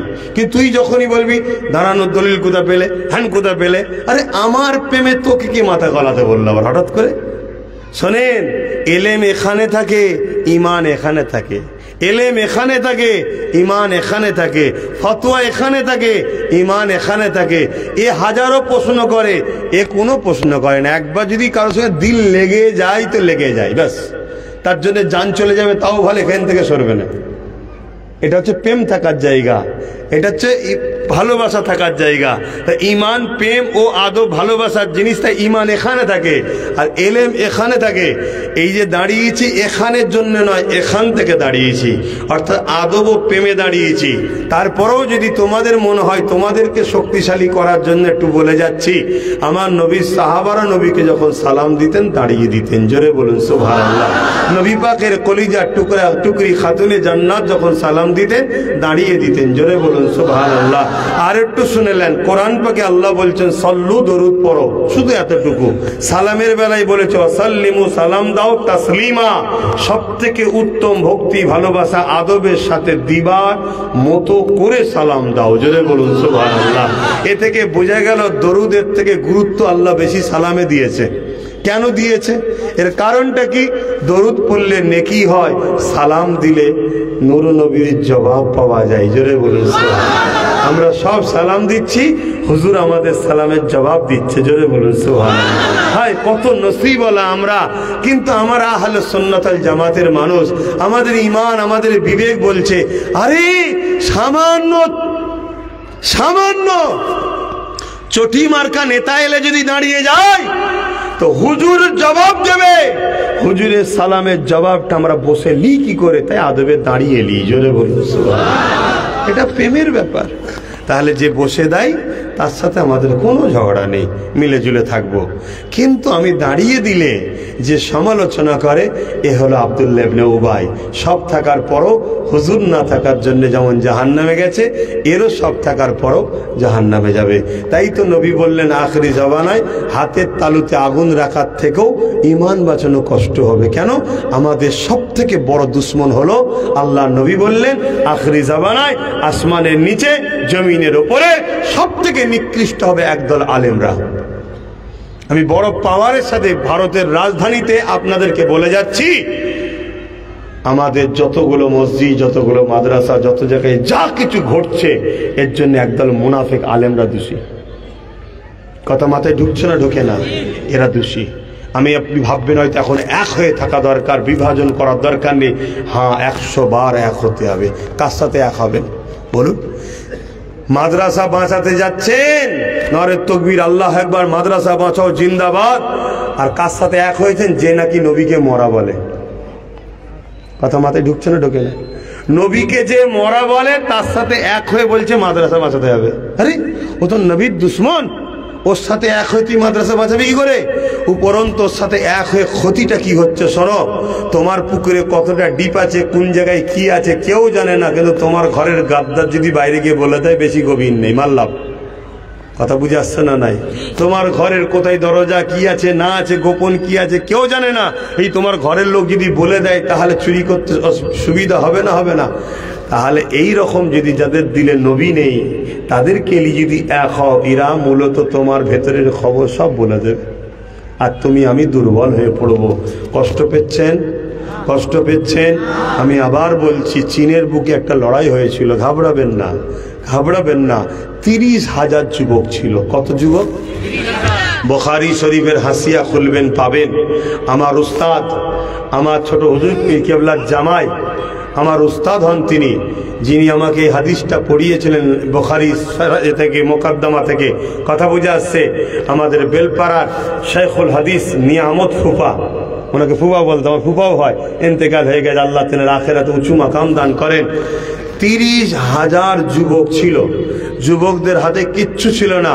বাদশাহ হারুন আর রশিদের প্রধান সেনাপতি এখান থেকে গিয়ে চীনের এক বর্ডারে তাঁবু গাড়লেন। তার কাছে এই যুবকরা আসতে শুরু করলো, ইমানের কলেমা বলল, ইসলাম অ্যাকসেপ্ট করলো, তাদেরকে ঘোড়া চালানো শিখালো। 30,000 যুবক তৈরি হলো। এই খবর চীন বাদশাহের কাছে খবর গেল। 15 লক্ষ সৈন্য পাঠিয়েছিল ওই 30,000-এর মোকাবেলা করতে। চীন হুকুমতকে জিজ্ঞেস করো, আরে 30,000-এর মোকাবেলায় 15 লক্ষ কেন? তারাও জানে কার বিরুদ্ধে পাঠাচ্ছি, দেখতে হবে যাদের দিলে হুজুরের প্রেম থাকে তাদের কাছে 15 লক্ষটাও কিন্তু কম হয়ে গেছে এদের মোকাবেলায়। 30,000-এর কাছে শুধু হারেনে 15 লক্ষ পালাবার রাস্তা খুঁজে পাইনি। জোরে বলুন সুবহানাল্লাহ। আমি কোনো ওই টিপ সই দিয়া মার্কা লোকের মতো গেঁজা খেয়ে গল্প করছি না, আমি ইতিহাস বলছি। এখন আমার দেশে গল্প শোনানো হয় না? হয় না? গল্প শোনানো হয় না? হয় না? সই করতে পাইনি, নেতা হয়ে গেছে, বড় বড় ডায়লগ দিচ্ছে, এই করেছে, ওই করেছে, ওই করেছে। আরে কোন ইতিহাস আছে দেখা না? নেই। আমি সেরকম কথা বলছি না, আমি আপনাকে কিতাবের কথা বলছি। মনে রাখবেন, হযরতে সালাউদ্দিন আইবি নাম শুনেছেন না? যুবকরা শুনেছ নাকি? বসিয়ে কথাগুলো বলতে পারতাম, বসিয়ে বললে অলস ধরবে, সব খাটাখাটনি শরীর, বসলে একটু শরীর আরাম পেচ্ছে, তাই তো নাকি? না, এই কথা কোনো দাঁড়িয়েই শুনতে হবে। সালাউদ্দিন আইবি, এই যে মসজিদে আকসা নিয়ে আজকে সমালোচনা হচ্ছে না, মসজিদে আকসা এমন একটা জিনিস, এর একটা কারিশমা আছে। কারিশমাটা প্রথম শোনেন। মসজিদে আকসা যাদের দখলে থাকে, পৃথিবী তাদের নিয়ন্ত্রণে থাকে। জোরে বলুন সুবহানাল্লাহ। এটা মসজিদে আকসার ফজিলত। কিন্তু মসজিদে আকসা কাদের? আমাদের। কাদের? আমাদের। আমাদের কেবলা ওটা। তো মসজিদে আকসাকে অনেকবার দখল হয়েছে। রোমরা দখল করেছিল। হযরতে ওমর ফারুক হুজুর রোমেদের হাত থেকে মসজিদে আকসাকে উদ্ধার করেছিলেন। তারপরে দখল করলো কে? সেলিবিয়ারা। পৃথিবীর তখন নাম করা সৈন্য তারা, সেলিবিয়া। আর হযরতে সালাউদ্দিন আইবি, তিনি তখন 9 বছর বয়স। বাজারে গেছে মসজিদের মেহরাব কিনতে। মেহরাব পর্যন্ত নাকি, যার উপরে দাঁড়িয়ে ইমাম খুতবা দেয়, মসজিদের মেহরাব কিনতে গেছে। তো সালাউদ্দিন আইবি ওই দোকানে গিয়ে একটা মেহরাব দেখছে, খুব সুন্দর কারুকার্যওয়ালা রাখা আছে। হযরতে সালাউদ্দিন আইবি তখন দোকানদারকে বলছে যে ওই মেহরাবটা যদি আপনি দেন। 9 বছর বয়স তখন। কত বছর? 9 বছর বয়স। চাচার সঙ্গে গেছে যে ওই মেহরাবটা যদি দেন, আমরা আমাদের মসজিদে গিয়ে লাগাবো। দোকানদার এখন বলছে, দেখো বাবু, 9 বছর বয়স, ওই মেহরাবটা বিক্রি নয়, ওটা গিফটের। কিসের জন্য? আমি বহু শখ করে করেছি, যদি আল্লাহ কোনোদিন চায় এটা আমি তাকে গিফট করব যে মসজিদে আকসাই যেটা লাগাবে। জোরে বলুন সুবহানাল্লাহ। তখন মসজিদে আকসা কাদের দখলে? সেলিবিয়া সৈন্যদের দখলে রয়েছে। পৃথিবীর শক্তিশালী তারা। কথা বুঝে আসছে? ওই 9 বছরের বালক সালাউদ্দিনের মুখ দিয়ে কি বেরোচ্ছে শোনেন। আর আমার ঘরের 30 বছরের যুবকের মুখ দিয়ে কি বেরোই ভাবুন। সালাউদ্দিন আইবি বলছে, আলহামদুলিল্লাহ, আপনি ওটা রেখে দেন, ইনশাল্লাহ আমি গিয়ে লাগাবো। জোরে বলুন সুবহানাল্লাহ। আরো জোরে বলুন সুবহানাল্লাহ। হ্যাঁ, এর জন্য মায়েরও ব্যাপার আছে, বাপেরও ব্যাপার আছে। ওনার আম্মার আব্বার ইতিহাসও শোনা দরকার, কিন্তু অতক্ষণ আর সময় দিতে পারছি না। তো যাই হোক, তা উনি আস্তে আস্তে বড় হলেন। সবাই হেসেছিল 9 বছরের বাচ্চার কথা শুনে, কিন্তু উনি বড় হলেন। অনেক বড় কথা। একদিন 12,000 সৈন্য নিয়ে রওনা দিলেন। কত সৈন্য?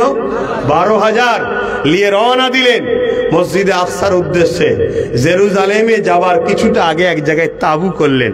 তাবু করে একটা গুপ্তচর পাঠালেন, যাও খোঁজ লাও মসজিদে আকসা কিভাবে আছে। গুপ্তচর এসে বলছে, সিপাহসালার সালাউদ্দিন আইবিকে বলছে, হযরত 4 লক্ষ অস্ত্রধারী সেলিবিয়া সৈন্য মসজিদে আকসাকে ঘিরে রেখেছে। কত লক্ষ? 4 লক্ষ, পুরো অস্ত্রধারী। কথা বুঝে আসছে? আর হুজুরের হাতে কত আছে? 12,000। পরের দিন সকালে হুজুর দাঁড়িয়ে গেছে, খুতবা দিচ্ছে। 12,000 সৈন্য যেমন সিস্টেম কমান্ডারের হুকুমে দাঁড়িয়ে গেছে, লাইন কাতারবদ্ধ হয়ে। সালাউদ্দিন আইবি বলছেন, শোনো, খবর পেলাম 12,000 আমরা, 4 লক্ষ ওরা। বিরাট বড় খনি লড়াই হবে। তোমরা কি এই লড়াইয়ে যেতে ইচ্ছুক?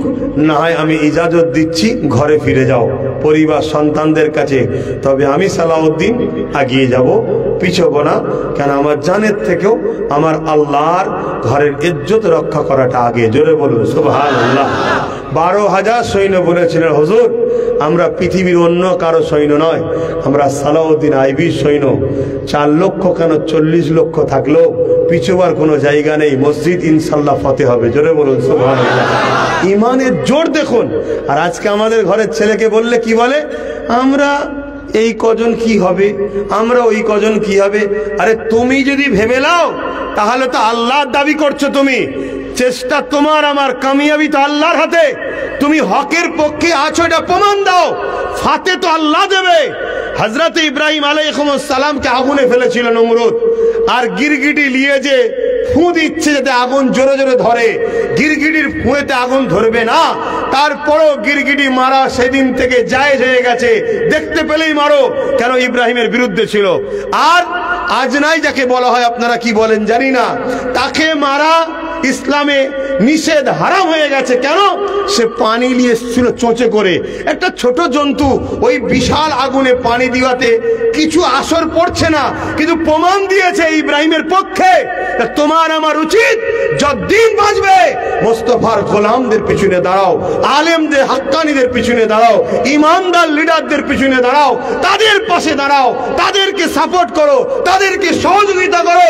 ওই দাড়ি টুপিওয়ালা পাগড়ি পরে কিছু দালাল আছে, তারা এমন করে জালিমদের পক্ষে কথা বলে, কিছু সামান্য ভিক্ষা নিয়ে আজকে সেই জালিমরা ক্ষমতায় এসে কি জুলুম করছে দেখছেন না? এটা আমার বুঝাবার উদ্দেশ্য কি, তোমার দ্বারা কি হবে তোমায় জানার দরকার নেই। তুমি এতটুকু জানো, আমি আল্লাহর খুশির জন্য হকের পক্ষে থাকবো। একা হই, 100 হই, 1 লাখ হই, 500 হই, ওটা বড় বিষয় নয়। রেজাল্ট কি, কামিয়াবি কি, ওটা আমার জানার দরকার নেই। কামিয়াবি জিনার হাতে, তিনিই যথেষ্ট। জোরে বলুন সুবহানাল্লাহ, আরো জোরে বলবেন না সুবহানাল্লাহ। আমি কি বুঝাচ্ছি বুঝছেন?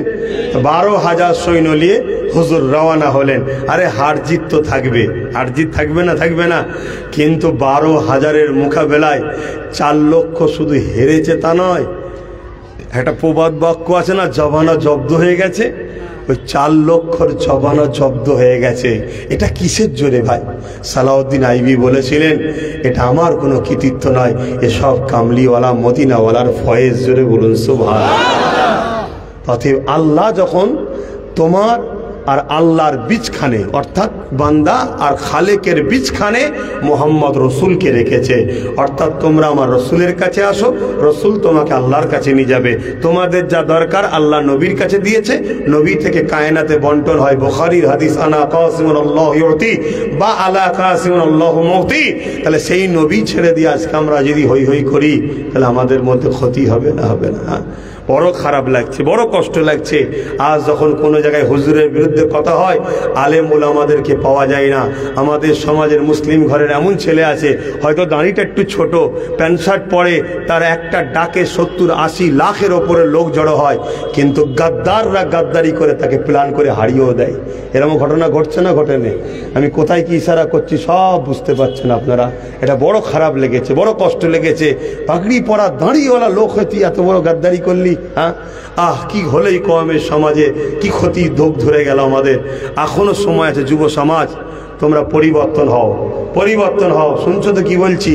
কাজ কাম যা করছো করো, ঠান্ডা মাথায় থাকো, আগে কোমরটা ঠিক করো, তারপরে ছাদ দেবে।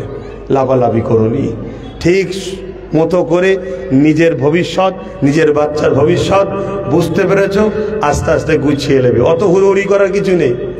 কি বলছি শুনতে পাচ্ছেন? আমি কি বলছি শুনছো তো? আমিও দেখেছি, অত হুড়োহুড়ি করার কিছু নেই। যান যার হাতে সে রাখলে থাকবে, ট্রেনে নিলে চলে যাবে। বেশি লাভালাভি করোনি, তার উপর ভরসা করতে থাকো।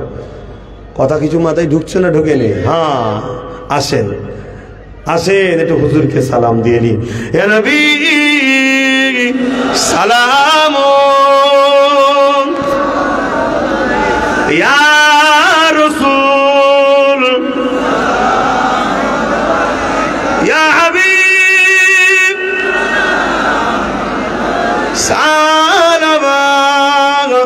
সালাওয়াতুল্লাহ, ইয়া নবী মদিনা হতে সব কিছু পারেন দেখিতে, মোদের লাশ কবরে রাখিলে লইবেন আপন করে। নবী সালাম, ইয়া রাসূল, ইয়া হাবিব,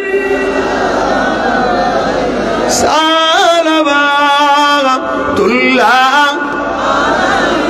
সকলে গায়ে গায়ে বসেন। বালাগাল উলা বিকামালিহি, কাসাবাত দুজা বিজামালিহি, হাসানাত জামিউ কুসালিহি, সাল্লু আলাইহি ওয়া আলিহি। আল্লাহুম্মা সাল্লি আলা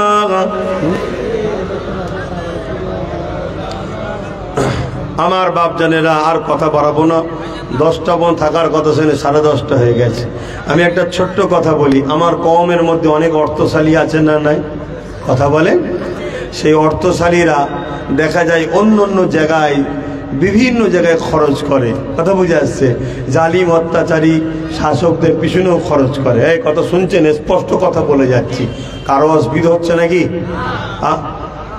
করে না করে না? তাদেরকে জিজ্ঞেস করলে তারা কি বলে?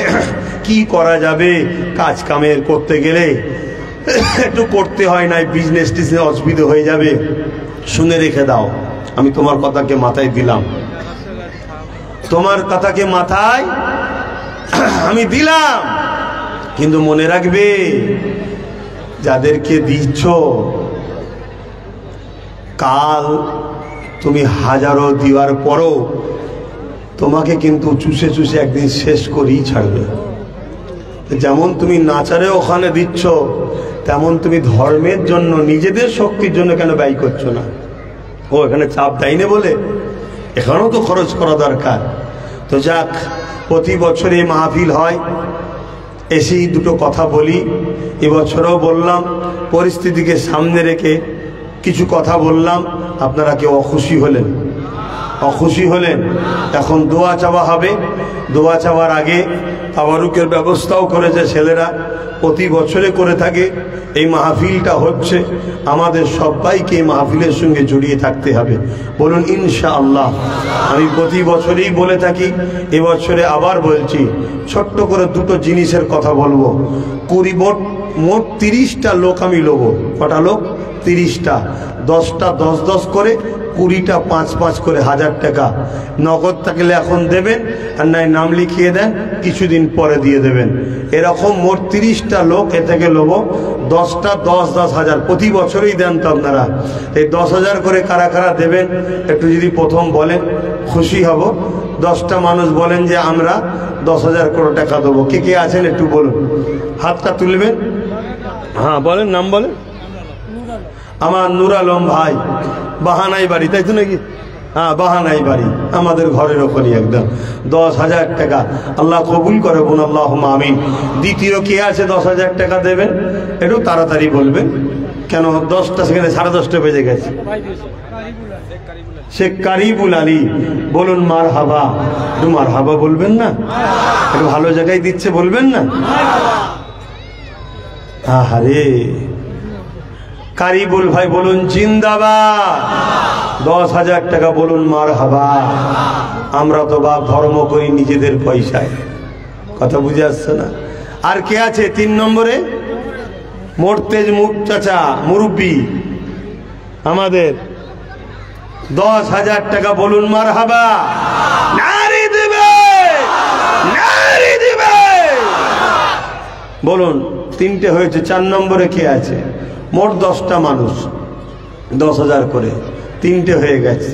4 নম্বরে কে আছে একটু বলেন, টক করে হাত তোলেন, একটু বলেন, তাড়াতাড়ি দেরি করছেন কেন? আর সকলে বিসমিল্লাহ শরীফের সঙ্গে 11 বার দরুদ শরীফ, 3 বার শরীফ, 10 বার শরীফ ক্লাসে তেলাওয়াত করুন।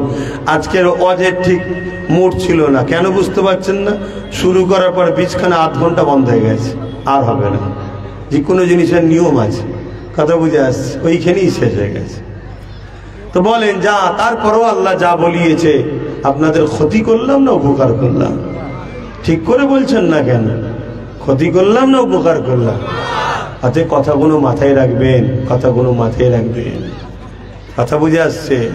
হাতির চিবোবার দাঁত আলাদা, দেখাবার দাঁত আলাদা। কিছু সেকুলারের নামে আছে, এ দেখাবার দাঁত দেখাচ্ছে, এদের চিবোবার দাঁত আলাদা আছে। সব ভেতরে ভেতরে এক। রসুন দেখেছেন? রসুন বোঝেন আপনারা? কি বলেন এখানে? রসুনই বোঝেন তো নাকি? রসুনটাকে কালকে নিয়ে ঘরে যে বসবেন আর আমার এই কথাটা মিলাবেন, রসুনটা দেখবেন, রসুনের মাথাগুলো সব আলাদা আলাদা, কোনটা ছোট, কোনটা বড়, কোনটা পিছিয়ে, কোনটা আগিয়ে। আর পিছন দিকটা উল্টে দেখবেন, সব এক। এরা বিভিন্ন নামে, বিভিন্ন কালারে, বিভিন্ন দলে, কিন্তু এদের সব পিছন এক। আমাদেরকে মিটাও। শুনছেন তো নাকি? বলেন 4 নম্বরে কে আছে? একটু বলেন না, আর কেউ নেই? 4 নম্বরে কে আছে? একটু তাড়াতাড়ি বলেন। 4 নম্বরে কে আছে 10,000 টাকা দেবেন? আরে আল্লাহর রাহে দান করবেন, বলেন না।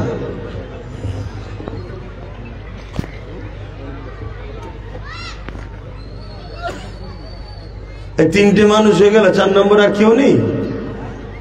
এত লোকের মধ্যে 10,000 করে মাত্র? হ্যাঁ, কত টাকা কত দিকে চলে যাচ্ছে বলেন না বাপ। হ্যাঁ, কে?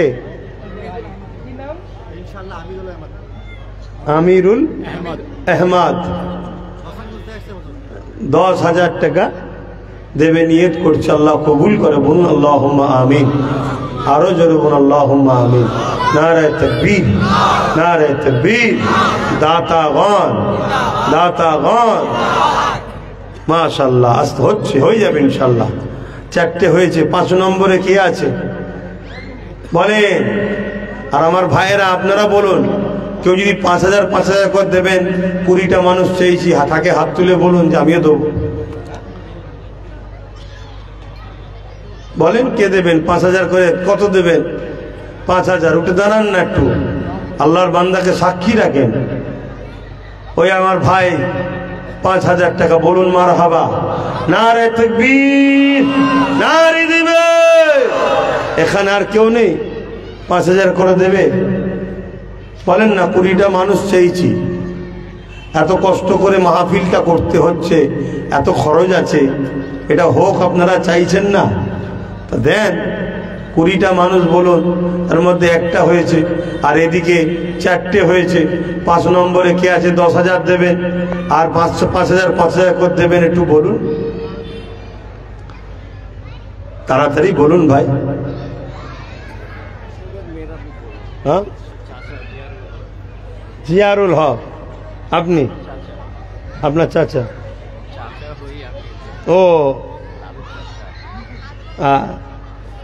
আপনাদের মুরব্বী জিয়ারুল হক সাহেব, তিনি কত দেবেন?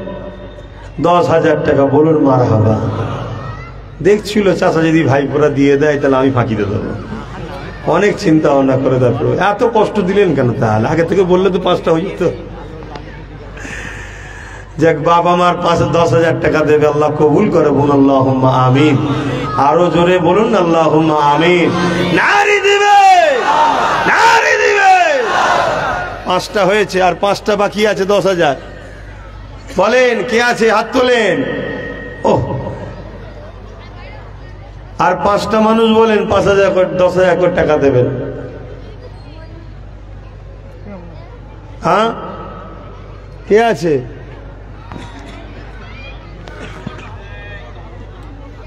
কত টাকা দেবে? এই একটা ভাই 5,000 টাকা দেবে। কি নাম?